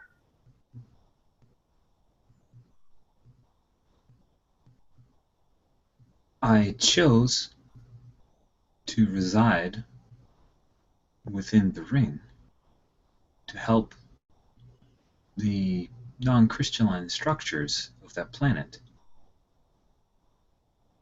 And so you have.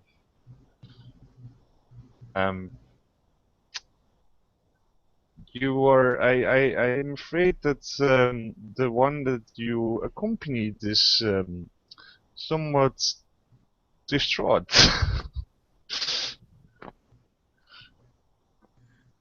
Cool. Okay, so Actually, Rich, what is your question. name? I'm wondering, real quick, like, poll the group. Is this a thing where it continues in the crystalline language, or do you think that perhaps there's like an ambient where people can pick up and hear this? Because it just seems kind of weird for it to be a long, drawn-out conversation between two alien I beings. think it's cool to if it knows how to speak English, then yes. Well, you guys, your people are psychic too, right? So maybe it's like the have you ever seen the 13th Warrior, where it starts out speaking in the foreign language and then it just sort of gradually translates into English? The psychic thing. Yeah. It's generally just, when you merge with the other ones and. Oh no! Everyone I'm not saying it's broadcasting into our just heads. met. It's like Doctor Who, where it just psychically translates. Oh yeah. We understand. There's like Yes, it's not the right. It could also be that when I tell after I tell whatever its name is, that he's making his companion uncomfortable. That he goes like, oh well, perhaps we should have a discussion about that. Yes. So then in a different font to show that we can all read it at this point, it says, "Many generations have worked with me to help protect this non-crystalline planet."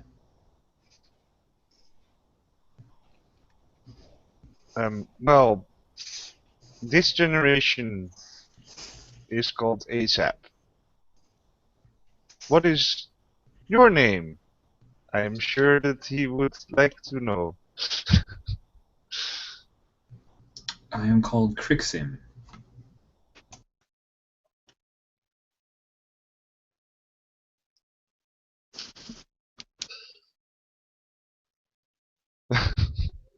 Of course, there's an apostrophe.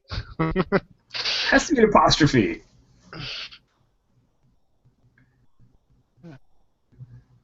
This generation, ASAP, it is very troubling.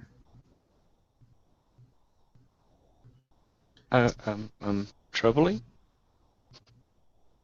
Yes, this generation has been disappointing of late. Even the ring is dissing him. I know. You see his shoulders shrug. ASAP just kind of like, again. What? Hey, that's not fair. We worked as a team just now. Asa put out an fire that would have taken down an entire building. Yeah, don't listen to the marble. Jesus, Ring. Yeah, Ring. Are you trying to provoke? Are you trying to provoke the ring? Which one of us? All of you. I think Katana's team leader, and she totally stepped up there. So We're yeah. sticking for our friends. All right. If you're trying to provoke someone, No, it's standing up for something. That's what we're doing. say what you're trying to do to get them to do, and roll plus superior. Okay, I'll try it. Although it's really close to Kid Ragnarok might be like he's right on your heels. This is great. There's no aiding rolls, huh? What are we trying to do? What move? I just wonder if it falls under anything. Provoke someone. Trying to provoke Crixin. And it isn't with Let's just call him Ring. Ring. No, That's fine. That's the 6 for me. You could steal from the team pool. Oh, I definitely will.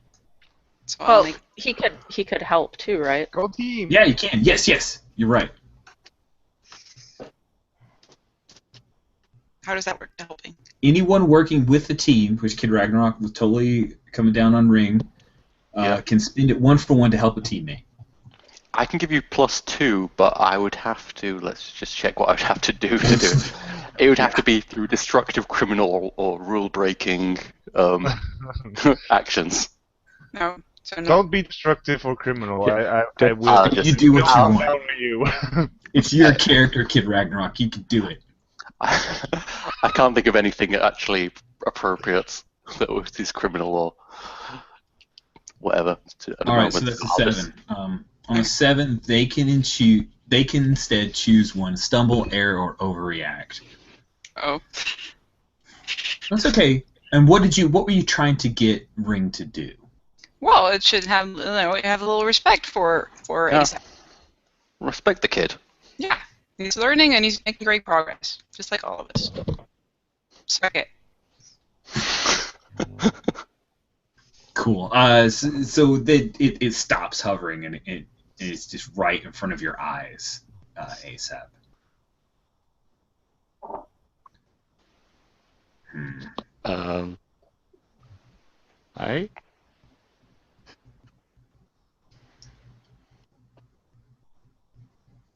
I'm trying to uphold my legacy. What is your legacy, ASAP? To protect those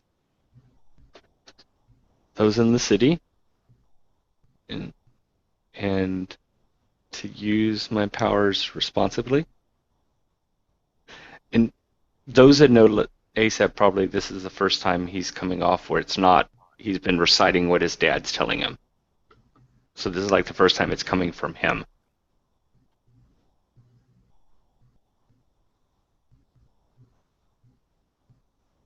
Your hesitation, your insecurity, it is a function of your lack of age for non-crystalline entities. It is a detriment. Well, I have found that their kind does not value stepping up and experiencing. Their headmaster, in fact, was quite adamant about the fact that they should not follow up on their instincts and protect those around them, but instead let others do so. It is... They are a strange people. This is perplexing. Except you should listen to Katana. Right? And the crystalline structure just floats back over to the ring, and the housing closes up around it. And Katana, Okay. you now have influence over Crixin, aka the ring. Hell yeah. But I think that Crixin probably has influence over everybody else, right? He's an adult. Probably. Yeah. You have So been there's that. honored, Jesse. But one of ours took such interest in your family. Yeah. I mean, I only know a little bit about the ring, but it's been in my family for years, for generations. Huh. Interesting. The gate must have been opened before. So it's not in our recent memory.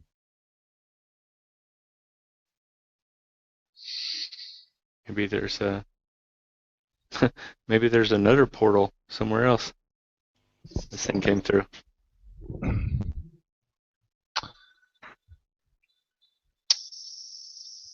It was, of course, this is completely up to Crixum, but it would be good if he could merge again and share his experiences with the collectives.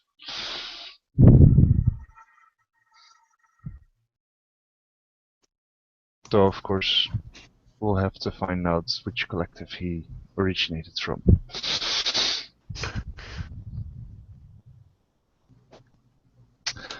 Let us go. We must go this way. Cool. So what's Course doing?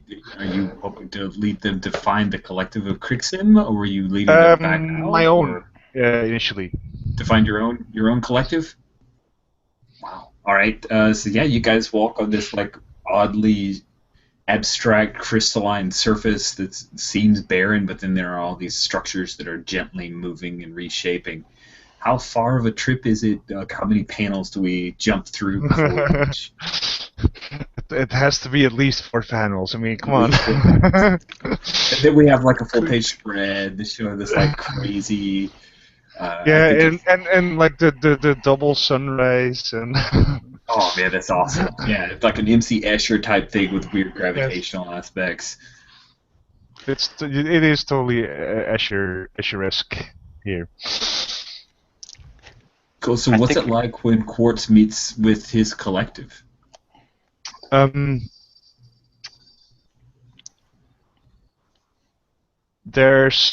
He stands outside a crystal formation for a moment, and there's an initial sound bite in his own language, and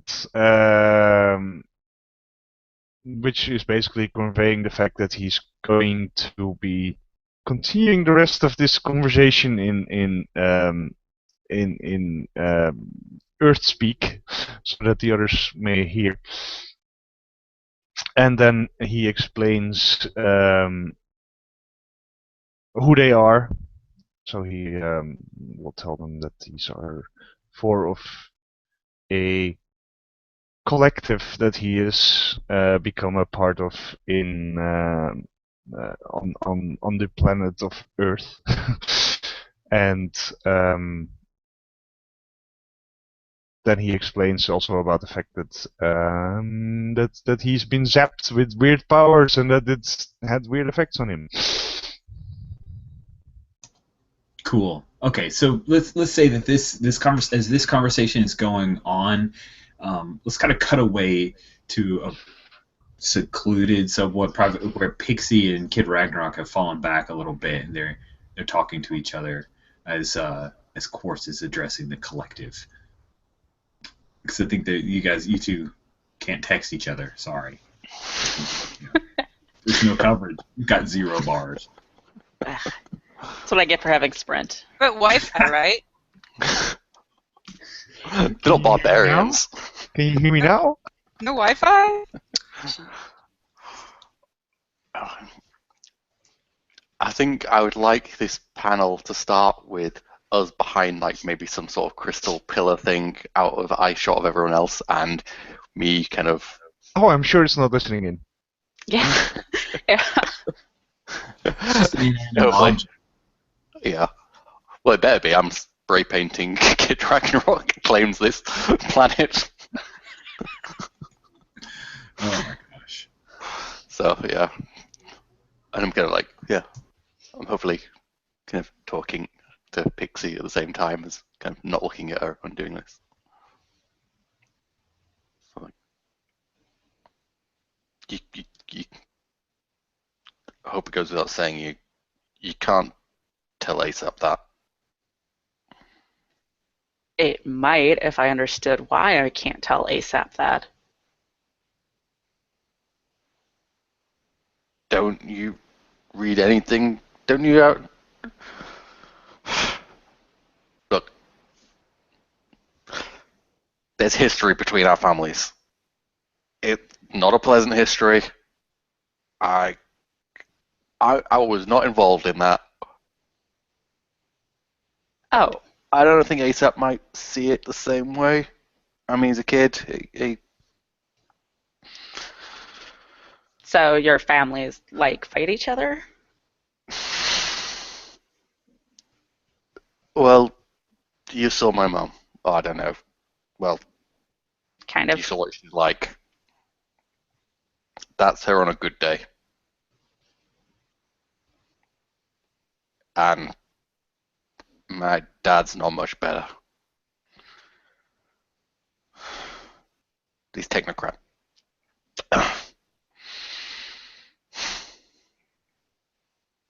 Do you follow any superhero news? Well, so remember when US did the big spread of the big wedding between Chance and Firefly? You know, that kind of stuff. That energy globe? Yeah, just the who's dating who, and you know who's broken up with who, and who's sleeping around on who, and you know their costumes Firefly's a dog. because fashion. It's sort of not my thing. It's more Jesse's thing. Well, And Jesse's kind of a geek. well, it would mean something to him, and not in a good way. So, just, I mean, look, that's my past. That's done with. I'm not going down that road. That's mum and What dad's did thing. she want? But I gave up a long time ago trying to figure out her. Nuts. That's a nice way of putting it. Yeah, I kind of know how that goes. And I think What? at this point, like she. Your mom's blown up buses as well? No, the more mundane version of that. I think. She was not a good person. Kind of left Dad to raise us on his own. So, I mean, I know that's not really blowing up buses and stuff, but kind of boring. Are you okay?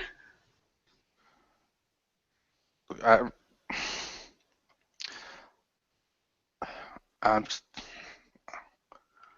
how did you figure it out? Figure what out? How did you know she was my mom? Well, if it had been anyone else, you would have just acted like you instead of acting, you know, like a teenager for once. You know, you would have just blown her off and given her the finger or something.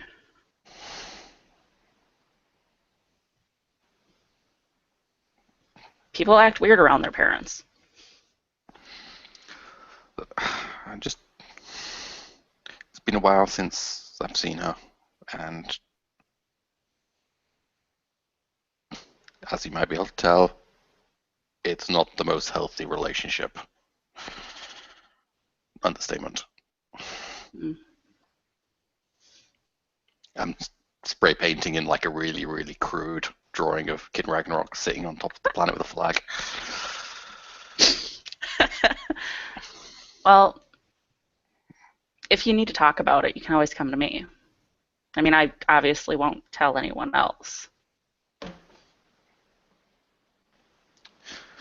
He's kind of like pauses for a second and then's like, that Laura girl you're hanging out with, has she talked about me? Yes, believe it or not. Cool. Yeah. No reason. Just asking. Your flag should have a guitar on it, or a music note or something. Totally. You know, you're not too bad, Pixie, for a tree person. Thanks.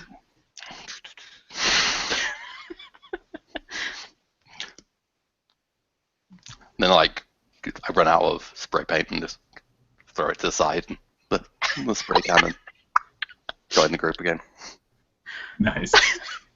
Cool. You come up to rejoin the group right as Course is ending his introduction and the collective. So, what and I'm sorry to cut. I hope I didn't take it out of the moment too much, Jan.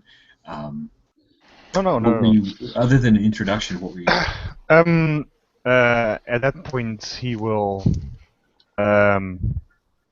start.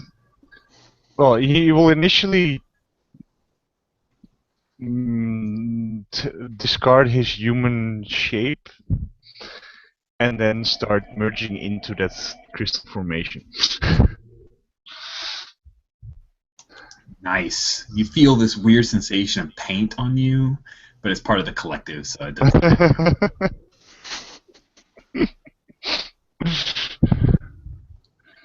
Yeah. So yeah, you feel. At least now I know what Kid Ragnarok did, so that's good.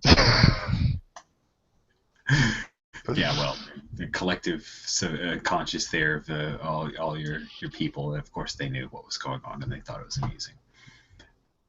And you feel ASAP, you feel Crixim residing within your ring, and yeah, there's a moment you can almost sense its longing to join the collective.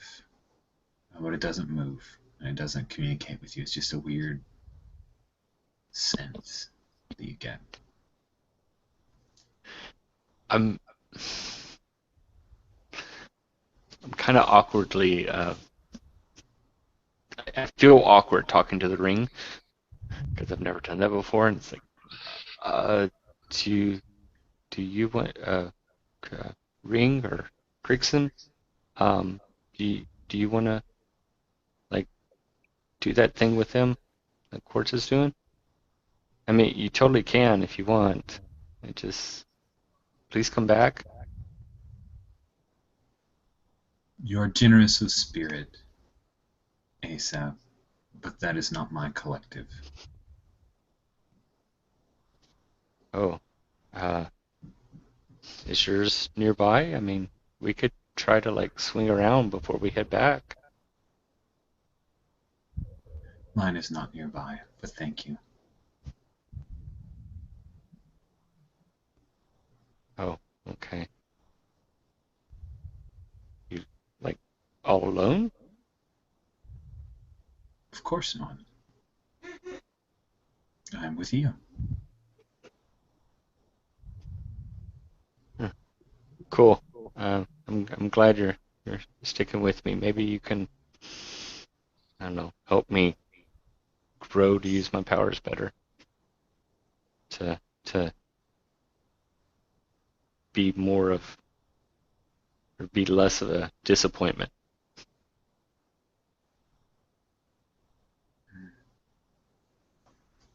All I do is help you to realize what you eventually will be.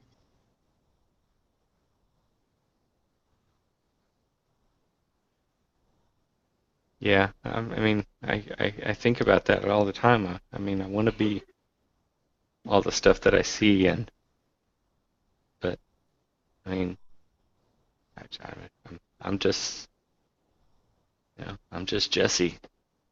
I don't, I'm trying, but apparently screwing up a lot.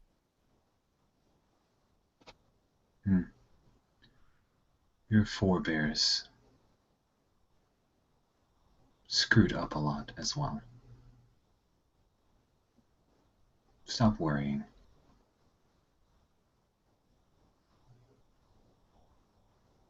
Okay. Anytime you want to give me, some feedback or, point me in the right direction, I'm totally open to it. But I'll try harder. I know you will. So then we see Quartz no longer affected by the electric attack from Electrobomb as he rises looking, he looks more human now, like as before. I don't think he necessarily would like do I get any insight on why it happened? That is really interesting. Why don't let's take this to a move because I'm really curious. Yes, moves. Especially good because then I can fail and get experience. I mean powers to extend your senses. To feel right, to assess the situation is a possibility as well, but I kind of like the idea of this that's fine. freak thing. Yeah. All right, cool. So let's have you unleash your powers. Roll plus freak. On a hit, you extend your senses.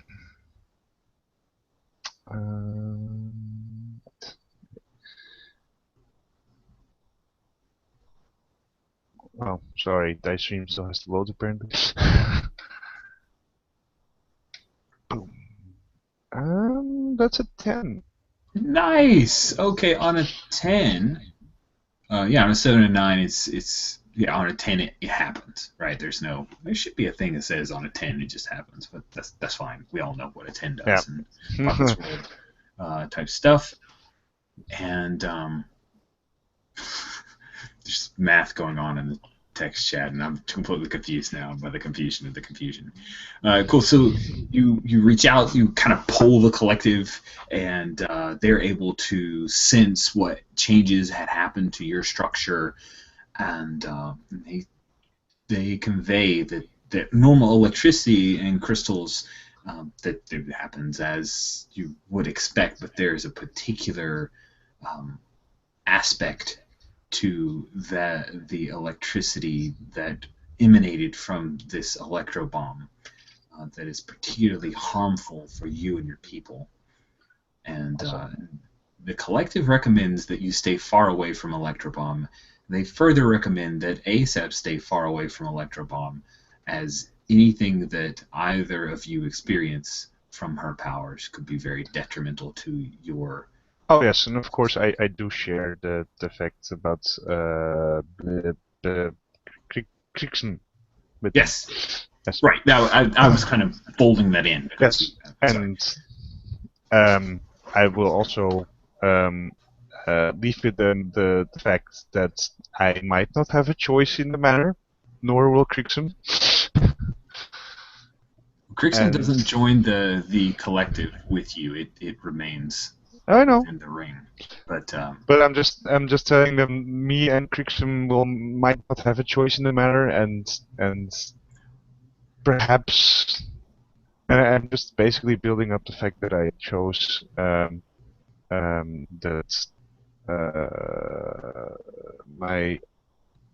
for my advancements I chose to unlock my moment of truth. So I'm basically building up to the fact like we might need some reinforcements if we do get into a conflict.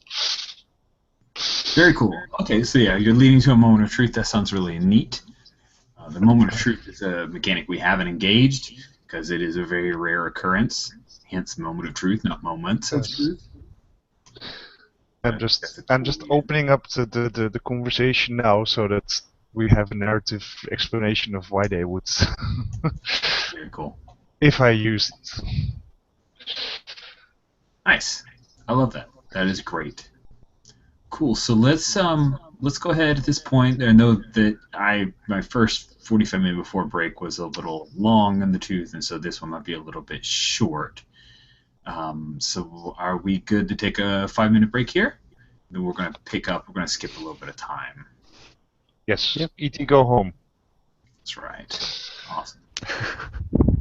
So cool. We'll take a quick 5-minute break.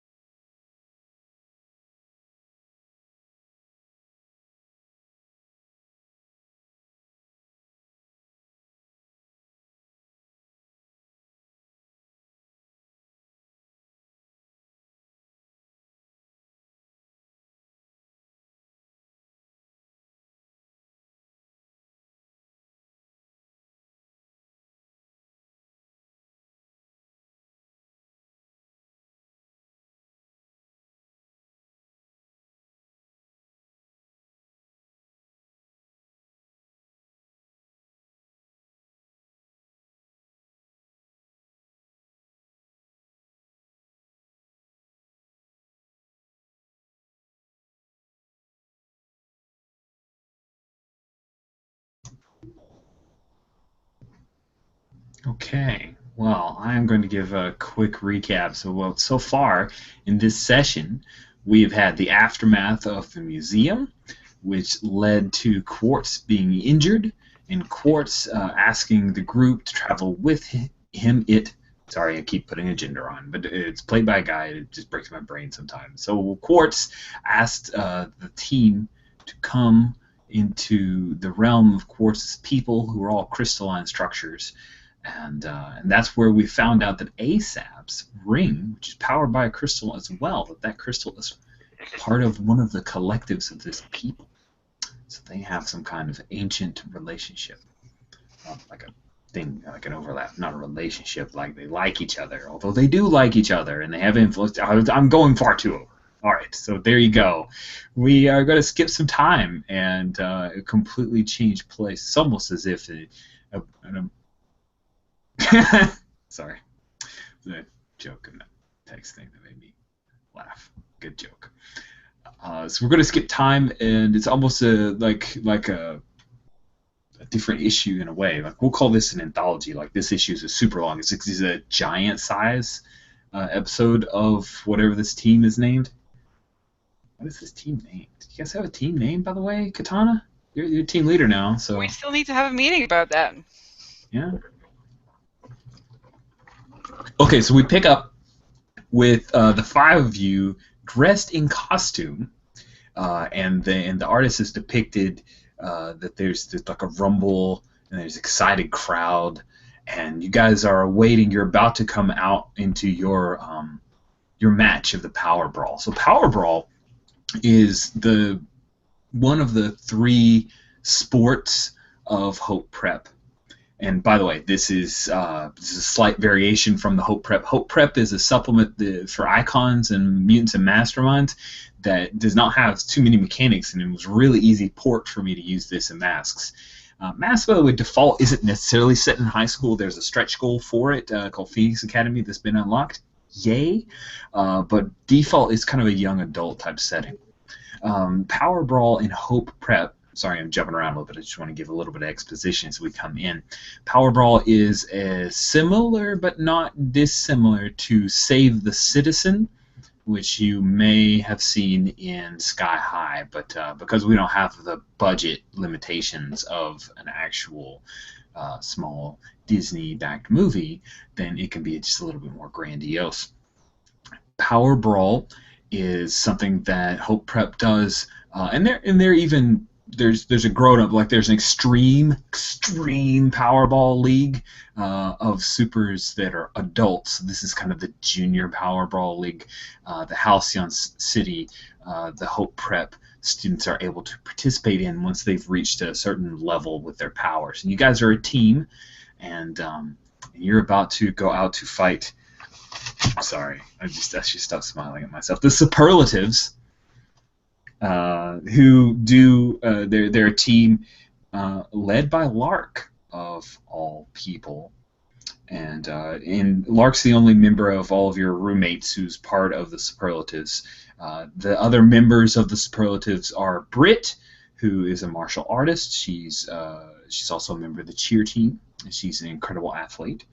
She could probably kick your ass, Katana. Idol, who is a pretty little girl who has some weird kind of voodoo control powers. It's a little scary. Pristine, who is a guy who's extremely handsome and knows it, and he could like shape himself with like some kind of diamond structure. A little crystalline, interestingly enough. And then their strong guy, who is known as Awesome Possum. Because he becomes a very strong, gigantic possum. And I hope that Alex gets inspired to draw Awesome Possum, because I think that would be kind of amusing to me.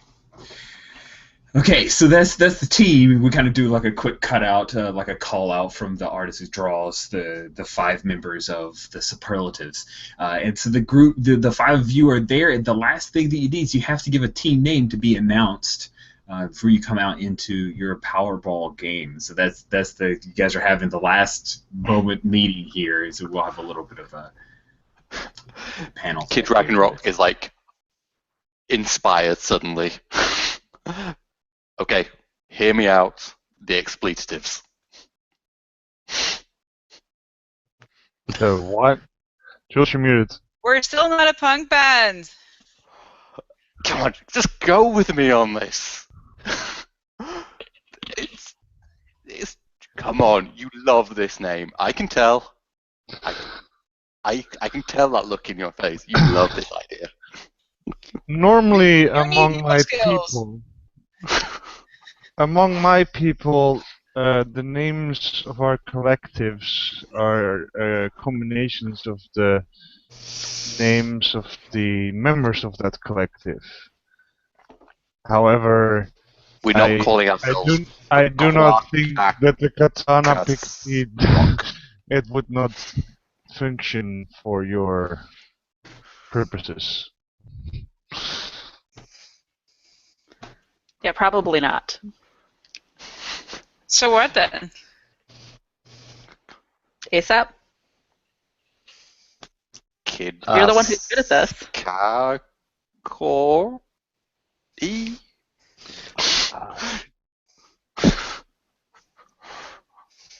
Oh, it's a Kid Ragnarok trying to portmanteau. Yeah. That's so He just great. keeps in the background kind of mulling over different combinations of sections of name. I don't know the go anything with the Fabulous Five. Vetoed.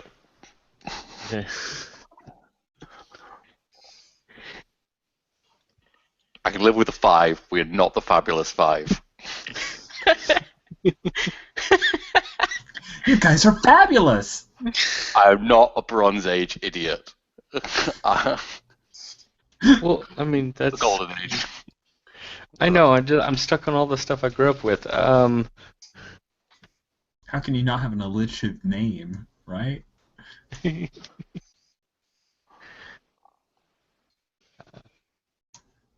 I'm sure, like.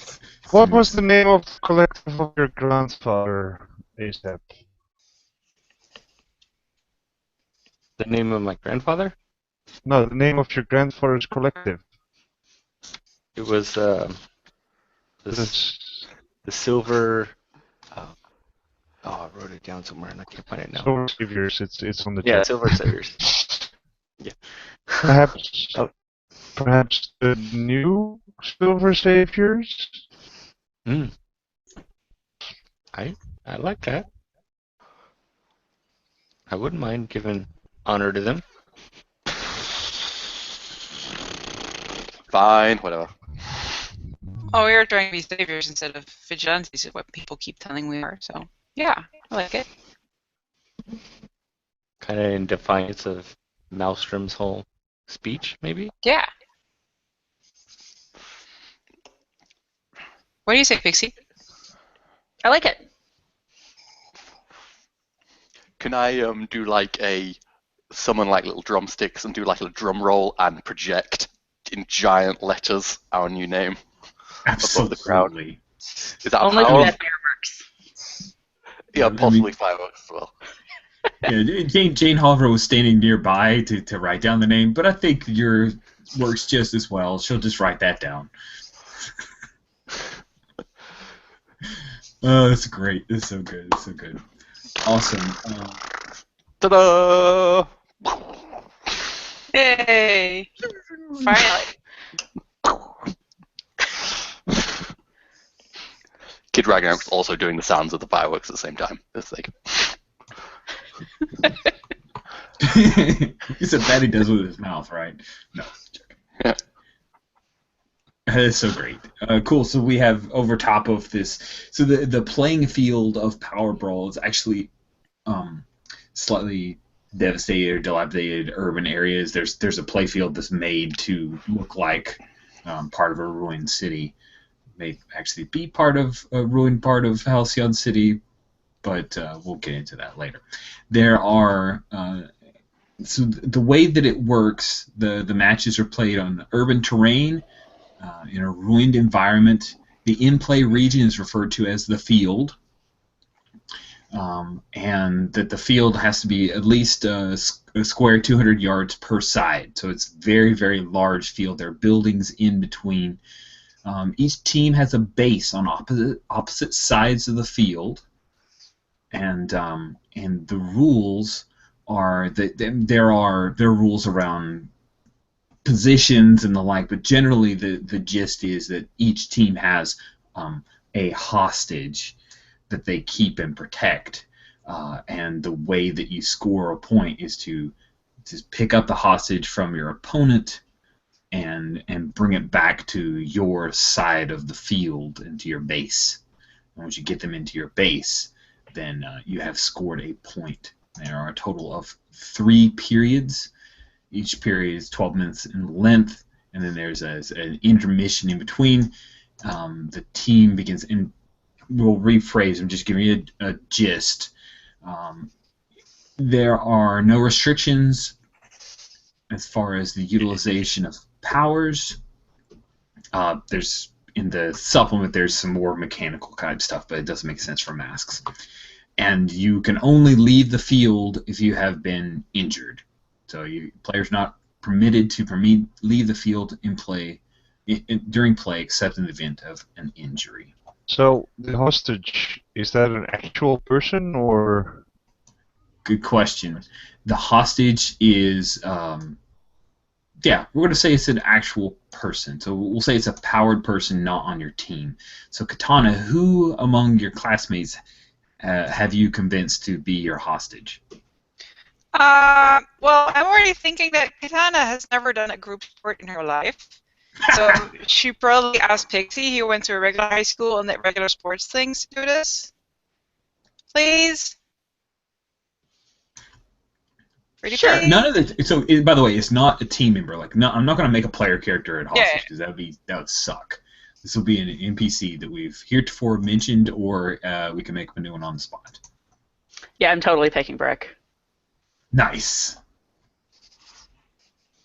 Cool. Very Yes. happy hostage. This is great. I like being hostage. Get like microwave here into base for popcorn. Awesome. So yeah, the Kid Ragnarok announces the new Silver Saviors, and you guys rush out Side into. note, at the bottom, it also says, what's the other team name? The other team names are the Superlatives. Superlatives suck. It kind of blinks with like Sweet. light bulbs around it. Just Kid Ragnarok, ASAP. I don't think it would matter to anybody else on the team. Just so you're aware, Britt is a very pretty girl. So just remember that when you insult the other team, you're going to make her cross. Was that the diamond? No, that's Pristine. Oh, Pristine, yeah. Brit No, is the Britt's voodoo? the martial artist. Oh, martial artist, yeah. Here, let me drop it into the chat real quick. Or actually, no, I'll stick I'm it just into going to our type NPC. that in the chat, so thank you.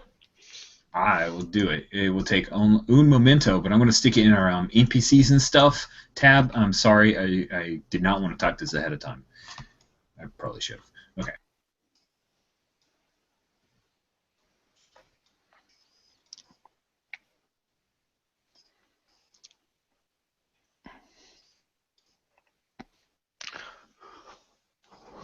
So, Jesse. Not you. Other one. What's the play? Kind of like dismissive gesture to ASAP. Pixie's doing the battle plan, actually. She knows sports. Have you done a lot of sports? I've never done sports. I did cross country, which is a little bit different. Oh, yeah. But, like, we weren't into team sports back in the dojo. Well, this is ASAP's thing, right? Is You're the your one thing who ASAP? knows all the battle plays and things. May I suggest that I perhaps protect the assets? You're gonna make I'm it. sorry. You're gonna, yeah. Um, I see what you're thinking. the hostage, yes. You're gonna make like a fancy crystal prison or something. Stick him in there. Yes. Do we want to like gang up on people when they're like by themselves? Is that a sportsmanlike behavior or just uncool? I'm not sure. Seems good to me. Well, there you go.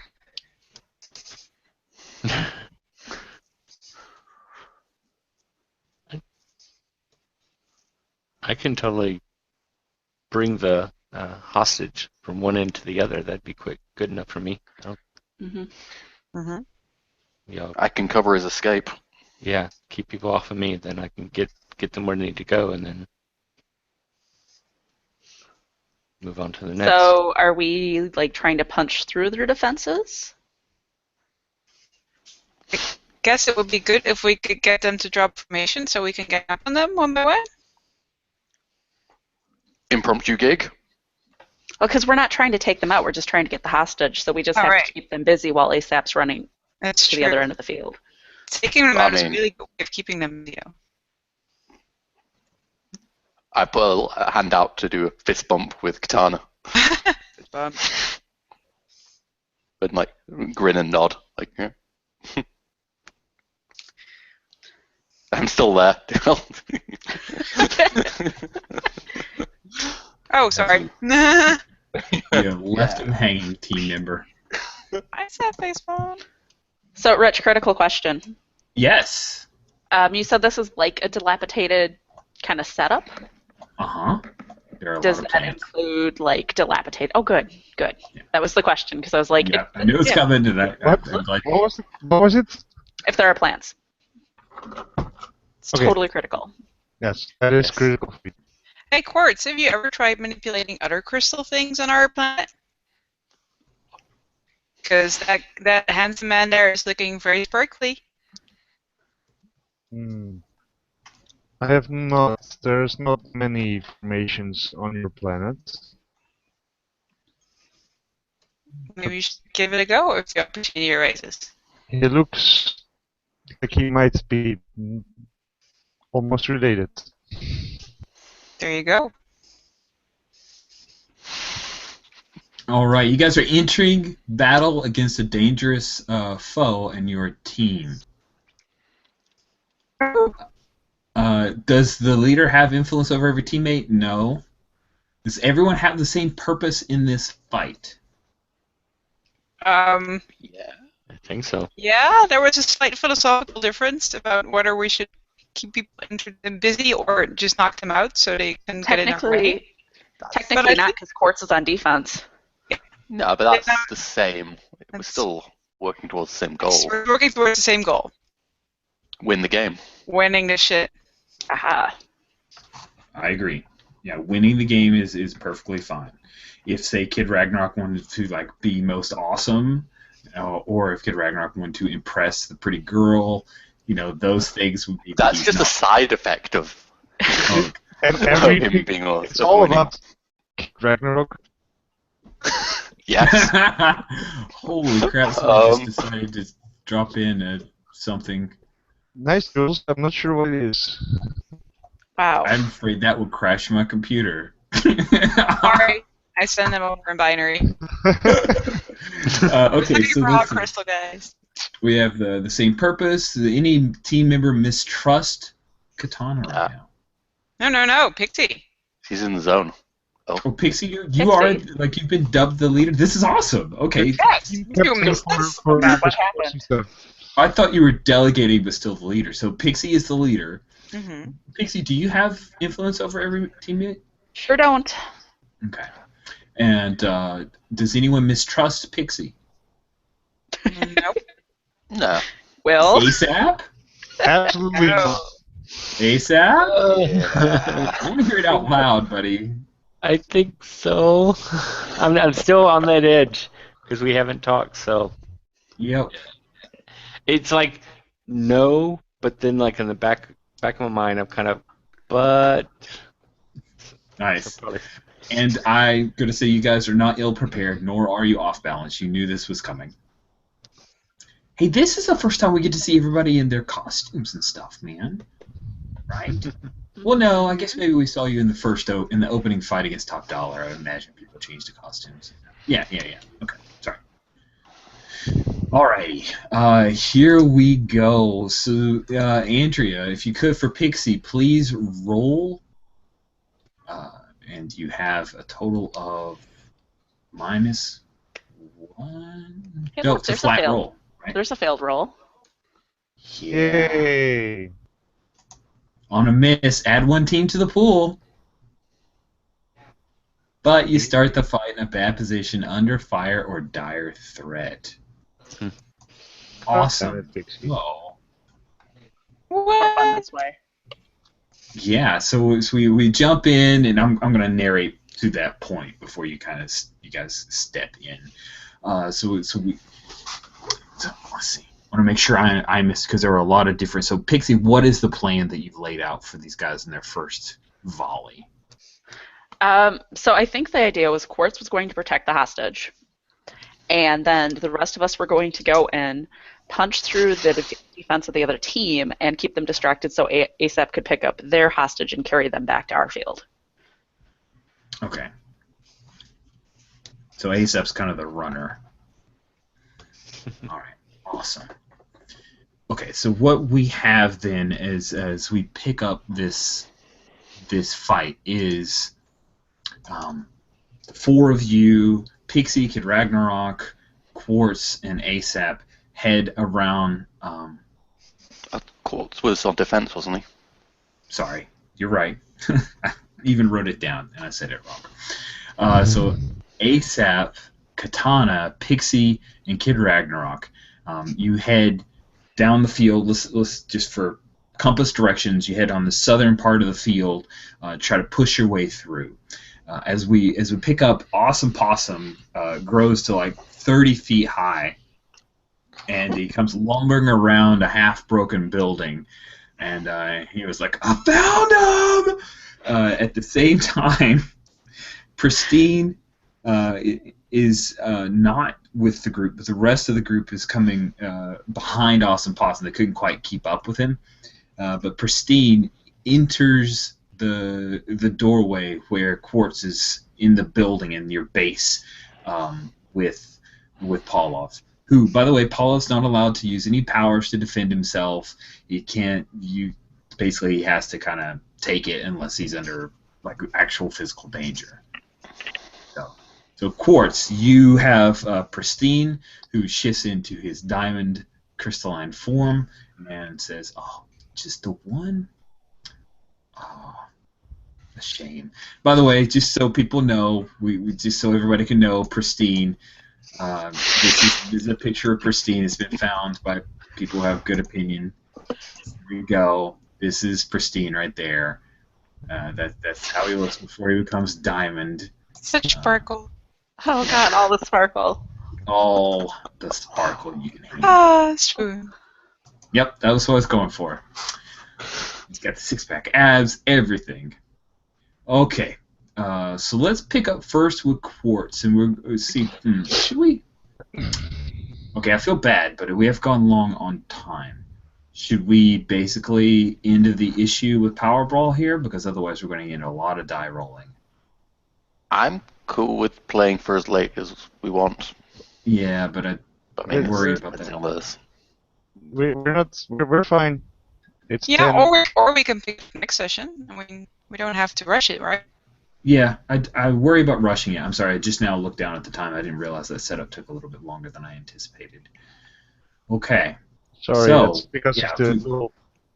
So the double the giant-sized issue ends with the Power Brawl game and the declaration of the new Silver Saviors, which, by the way, is a really cool way to end this comic. You guys actually finding your team name and you're heading out. So we'll pick up with the first foray of fights we have Pristine closing in on Quartz. That'll be the cliffhanger ending there, and that'll be end of our issue. So cool. Let's handle the end of session stuff. Will, do you want to kick off with the legacy stuff? I guess so. I can do that. My same 3 questions. Did I uphold the traditions of my legacy? Yeah. Yeah. Yeah. Okay. Indeed. Did I maintain the image of the legacy? Yes. Yeah. And did I make other members of my legacy proud? Yes. Yay! Criticism No, counts. no negatives next time. Good. It means you're going to roll like, snake eyes. Right. Exactly. By the way, well, I hope you were tracking all of your fails, because you should have a lot of potential now. I got no fails. All right. Stupid 7-9s. Did ASAP grow closer to the team, grow into your own image of yourself, or grow away from the team? More into the image of myself, because I'm starting to believe what I stand for. Explain how you see yourself and why. I think I'm finally coming into my own and like owning my identity instead of being. I have to uphold what my dad did and all the stories that I heard about my dad and grandfather, and I have to be like them. I'm starting to own that I'm my own aspect of this legacy. Nice. Nice. Love it. You may shift one label up and one label down. Okay. And Jules having some issues with bandwidth, so let's we'll not see Jules, unfortunately. We'll just imagine Jules. That's weird, because we're on the same connection, so I'm not sure what's going on. And it's weird. You're hogging all the bandwidth, Jan. Yeah. Katana, did you grow closer to the team, grow to your own image of yourself, or grow away from the team? I think I grew into my own image of myself. I am starting to believe that I have a place on a team, and that I will be able to be part of a superhero team. Nice. And please shift one label up, one label down. Will, what did you move? I'm curious. I will shift Savior up. Oh, sorry, Will, go first. Oh, I went with Savior down and Freak went up. Interesting. A little more interested in the powers. Okay. And then, Jules, how did you move your labels? Actually, I'll move Savior up one and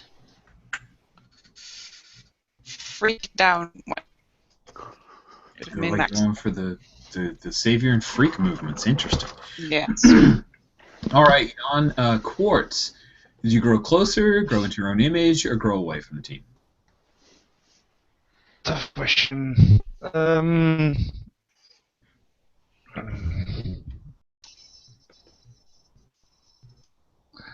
I think I grew into my own image of myself. Nice. And how do you see yourself and why? I see myself less as one of my own people, and more. I'm starting to accept the fact that I am actually of two worlds now, which. Ooh,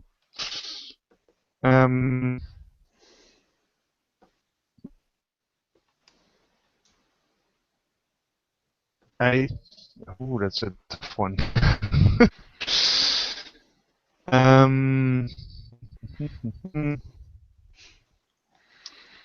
I guess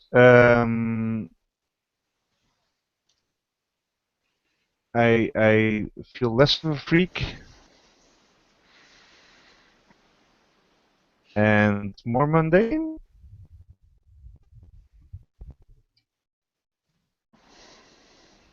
It's totally up to you, so. Yeah, no, that's what I think. I'm not going to fight you. Awesome. So, Andrea, for Pixie, did you grow closer to the team, into your own image, or away from the team? I grew closer to the team. Yes, you did. Who made you feel welcome? Kid Ragnarok. Yay! Give influence to that character and clear a condition or mark potential. I will go with the potential. Oh, all right. Is it influence and potential? No. It is. There's an or. So. No, it's give influence to that character and clear a condition or mark. You're right. It is give influence and clear or mark. So you do give influence, and then the choice is clear or mark. Okay. Thank you. Good point. Cool. So you get both. Yay! Kid Ragnarok. Grow closer into your own image. I feel closer to the team, and Pixie made me feel closer. Oh. She did not react in a horrendous way to that revelation. She was quite chill about it. And yeah, so I think she can change my labels around because she already has influence with me. I didn't have it marked down. Oh, I had it marked down that you had I think influence I over me. lost some influence last session. Okay. Yeah, there was some change. You guys, we're going to have to... All right, then it's just... All of us, I think. All right, then it's just... You're back to having influence then. And I get some XP of influence, the thingamajig potential. Yay. Yes. That's Still not just enough like to advancements. Oh, well. Next time. All right. So let's do a quick roses and thorns, and then everyone may go about their own business, pretending to be themselves. Let's start with thorns. I think my time management this game was a little poor. I didn't take a first break on time. I had to cut short on the Power Brawl thing. I feel that was partly my fault for making people go to different planets. I like the alien planet journey. I felt like that could have I'm not saying thing that could have eaten up the whole episode, but it was like we had some really cool moments there. I really enjoyed having a little bit of pixie time and the whole ring thing, and just seeing the world. So, but still, Yeah. it didn't help, I think, for the time management. Oh, sure. I'm glad for it. I like the things that occurred in today's episode. But yeah, I was just saying that I feel like I could have done a little bit better on time. I don't know. Something to think about. So thorns. Anyone else have a thorn they want to share? My thorn is that I'm a bit confused about the team leader thing, because it seems a bit strange. Like you usually have one person that decides for everyone what they should be doing, and then that's a bit odd to me. I hear you. I think the one thing I like about it is that the team leader is basically the team leader for that particular conflict. I like that we were going to shift around. I thought that was really cool of Jules to say, you know what, I'm going to pass the baton to Pixie and let her... Oh, that was awesome, yes. Right, but it is a little weird. The good thing is, though, it's pretty much just for the outset, right? It's not like that person is the leader for every micro action afterwards. It just sets up the ability that you guys are working as a team, kind of call out a couple moves to kick things off. So I don't feel like it's omnipresent, so to me it doesn't bother me so much. But I hear it's a little weird. It's a little D&D-ish in a way. Like, I've got a team collar. For me, it was mostly where it's like, so now Katana said that I have to go look for the bad guy, so I guess that's what I'm going to do. I had different plans, but... Well, just because she said it doesn't mean you have to do it either. I know, but it's an odd situation to be in. Like, it was a bit like, I'm not sure. Like, should I be going against it? Because that's making a statement if you go against. It is. It is. Yeah. Yes, Jan does sound like a crystalline entity. I hear you. It's something we can work through. I don't see it as like when the team leader says do these things that means you as the player can't say absolutely, like you can't reiterate. I know that, but you suddenly get like a bit of conflict of what should I do, what I wanted to do initially, or should I do what the team leader said, because I don't want to go against the team, but then it's also not, the first time we've seen it in play. Yeah. So. Yep. Well, We'll and break it to our so world. the other thing is, not everyone has to be part of the team either. Like, so like in this case, like if 3 of us decide, like when with the Power Brawl game, if 3 of us decided to go offense and 2 of us decided to be defense, we could have 2 separate teams. Ooh. absolutely. So I think it's pretty flexible. It's just usually, you know, It's hard to wrap your head around just when you Yeah. first So at the museum, it could have just been Katana corralling everyone who's nearby, dealing with the Yep. nearby threats, and then Yep. everyone else is just, yeah. Yeah, it's kind of like, from one hand you want to evoke like the classic superhero stuff, but like I'm thinking like in the Avengers, like they don't really plan everything and then go do it. They like improvise all the time, but together as a team, you know. So Yep. I was like, this feels a little bit more stunted than the cool improv teamwork that you want to see in the movie. But I think we can get used to it. That's the first thing. Well, and it's a different situation too. Like if we were to go into like planning to go into battle together, like the Power Brawl game, we actually sat down and we're like, okay, we're going to make Pixie leader, and this is what we're going to do, as opposed to, oh no, chaos broke out, and we have to kind of We plan could it do a on the little fly. flashback, or like intersperse some flashbacking in the next. It's a good idea. We can play around with time and make that a little bit more comfortable. Cool. Thanks, Jan. So let's see. Any other thorns out there that you guys would like to show? I don't know if this is just me, and I understand the mechanic for the conditions and why it's there. I guess maybe because I took, 3 conditions. I got rid of 1, so I would have had 4. So maybe that's why I'm feeling this. Because how can I then act angry, afraid, and hopeless? So I kept forgetting about that. So I probably would have played ASAP a little bit more angry, since I've been angry this whole session. So then it's kind of the wonkiness of, is it cleared yet? Am I still angry? How do I portray that? And maybe it's just because it's dealing with this in the system. I've not had a system do that, so. I think it's fine to only be angry at the target of your anger. I not think that just- makes sense. Fair enough. And Be angry with me, Will.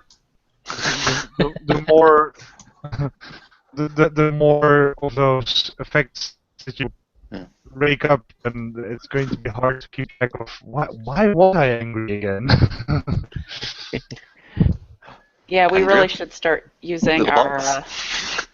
What? Maybe a little box we could put like in like a because of. I don't know. Effect Maybe. the same set. Oh, in the condition. Yeah. Yeah. I don't know. Maybe Well, that and would we really messy. should have been trying to go out of our way to help him with some of the conditions. I don't actually have influence over him anymore because of that incident. Yeah.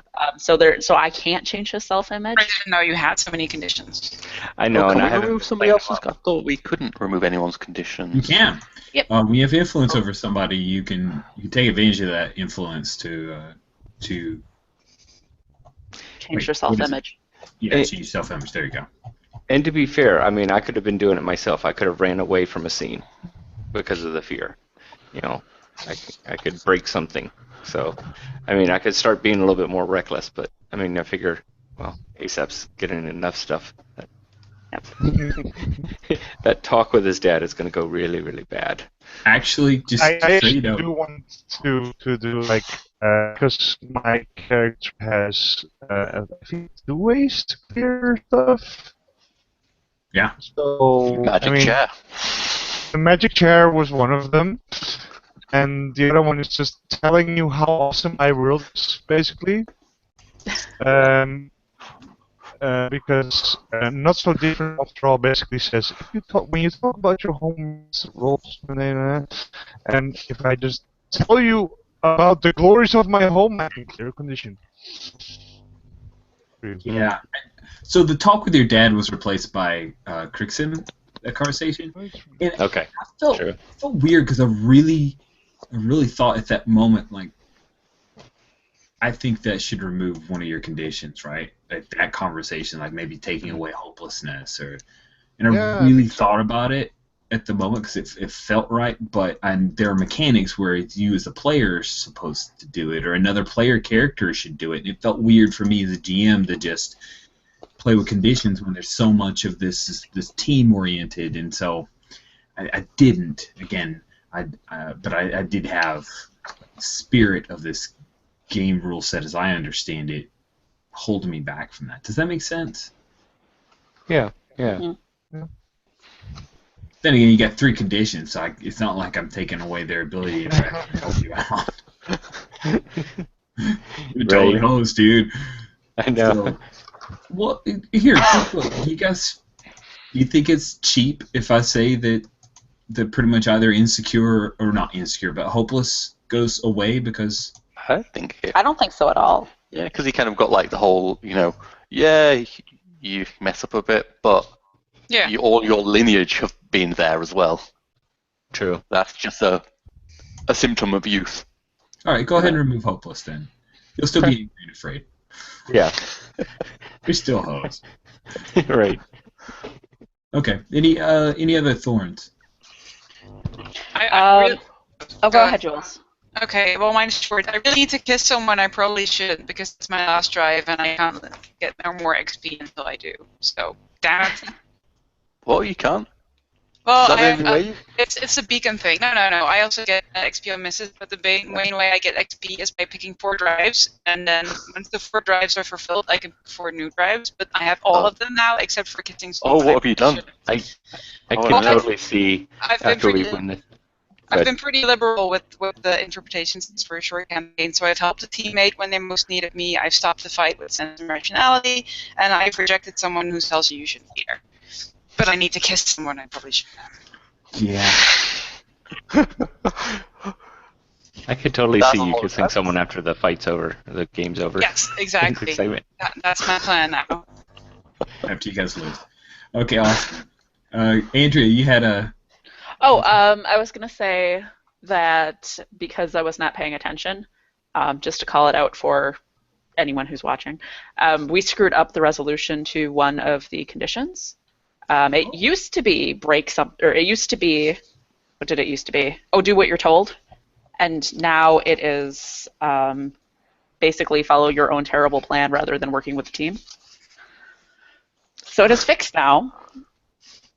I wouldn't be able to get out of insecure so easily.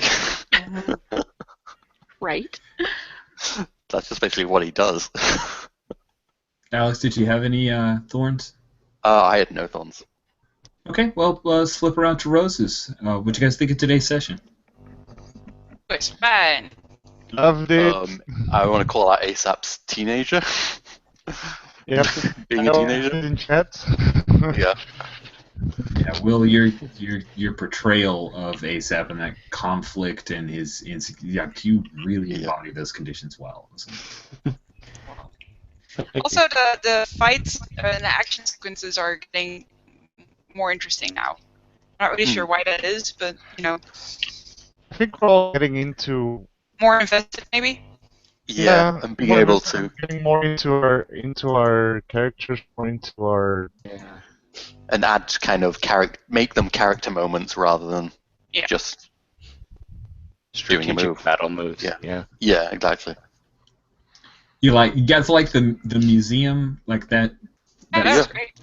And I love the pixie catching thing because I imagine her not being that tall as well. So I love going back to my home planet and taking other people with me. That was awesome. Yeah, that was pretty cool. And the Brawl looks beautiful. I really actually wanted somebody just to be a bit taller than Pixie and not to duck down and then just get slightly bonked on the head and fall over from the statue because it stops just at the head. That guy who was like in all the cheetah stuff could have been like, oh. That would be cool. I love the whole reveal with the ring and Crixon and stuff like that. I was not, even though I messaged something with in chat and stuff, but that was not the way I expected to go, which was totally cool.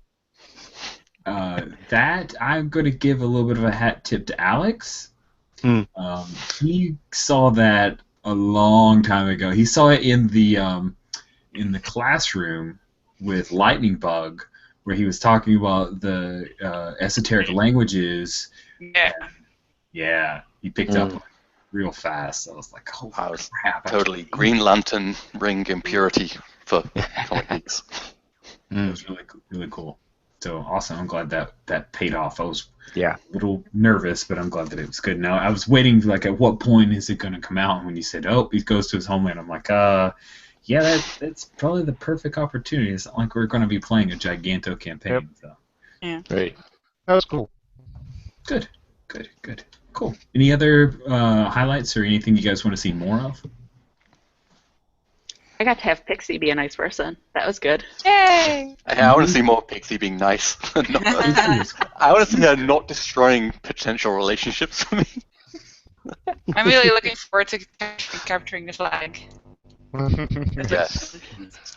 I'm looking for Rogue Monsters to be badass and do cool stuff. I like how the overall session, it was a nice balance of the action and the combat, which I love about Supers, but then also the drama and the personal interaction too. I think it hit that sweet spot. Yeah. I'm glad running away wasn't like a big break on things. Yeah, I was like, we're not going to make him like not play. I was like, let's just figure out a way to get him back in. And we made his point when he ran away. It was good. Yeah.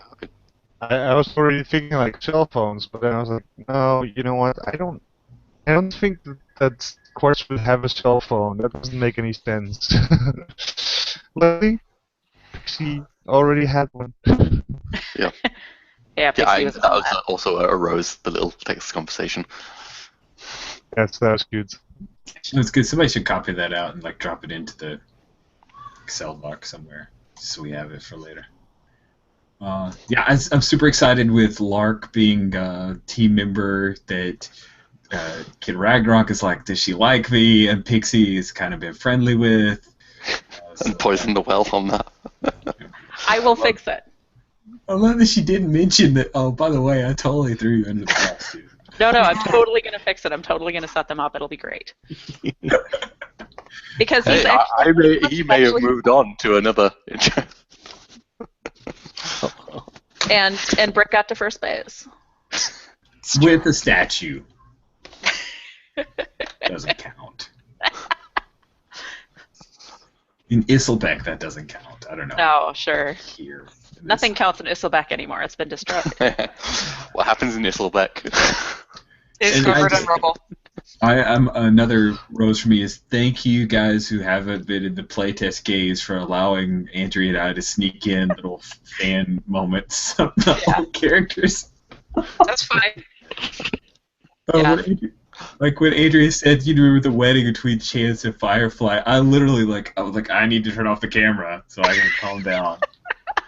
Is that a different name to our teacher, the glowing energy ball? No. No, it is the same name. Firebug. Firebug? Something. Because I hope it is the same name as the teacher, because I really love the idea of a superhero, a perfectly normal-looking superhero, getting married to an energy ball. Chance is an open mind. Of indeterminate sex, if that's even. To be fair, Chance can also shapeshift to look like the glowing energy ball. So. Probably could. So they look like energy balls again. Oh my goodness, that's kind of weird. Awesome. So this was a great game. I love where we went. It was not at all what I expected. Like the beginning was what I expected. The ending was what I thought was going to happen. The middle was this whole completely surprise, amazing moment of cool quartz revelation. So I just want to say, Jan, by the way, thank you for running with the ball when I kept handing off, saying, tell me more about your world. Tell me more about your world. And you did that tonight. That was really good. Well, I had lots of ideas about it already. So. Yeah, I hope so. Like, you made a character and you kind of made a world. So I'm like, let's let Exactly. him reveal it to us. And I was excited about that. Cool. All right, any last thoughts? Very well. Is it Quiet. fucking awesome? All right, last pitch for those who are still hanging on. Masks Kickstarter is still live. You should totally jump in on this. It's a great game. So thanks everybody for playing. We had a super good time. It's going to be 2 weeks before we play again, because next weekend is VirtuaCon. VirtuaCon, an online convention hosted by RPG Geek. There are amazing games which are not full. You people, you're missing out on great games. And we might have been able to sneak in a session, but there's cool stuff going on Sunday that everybody wants to attend, so we are going to take that weekend off from this game to play other stuff.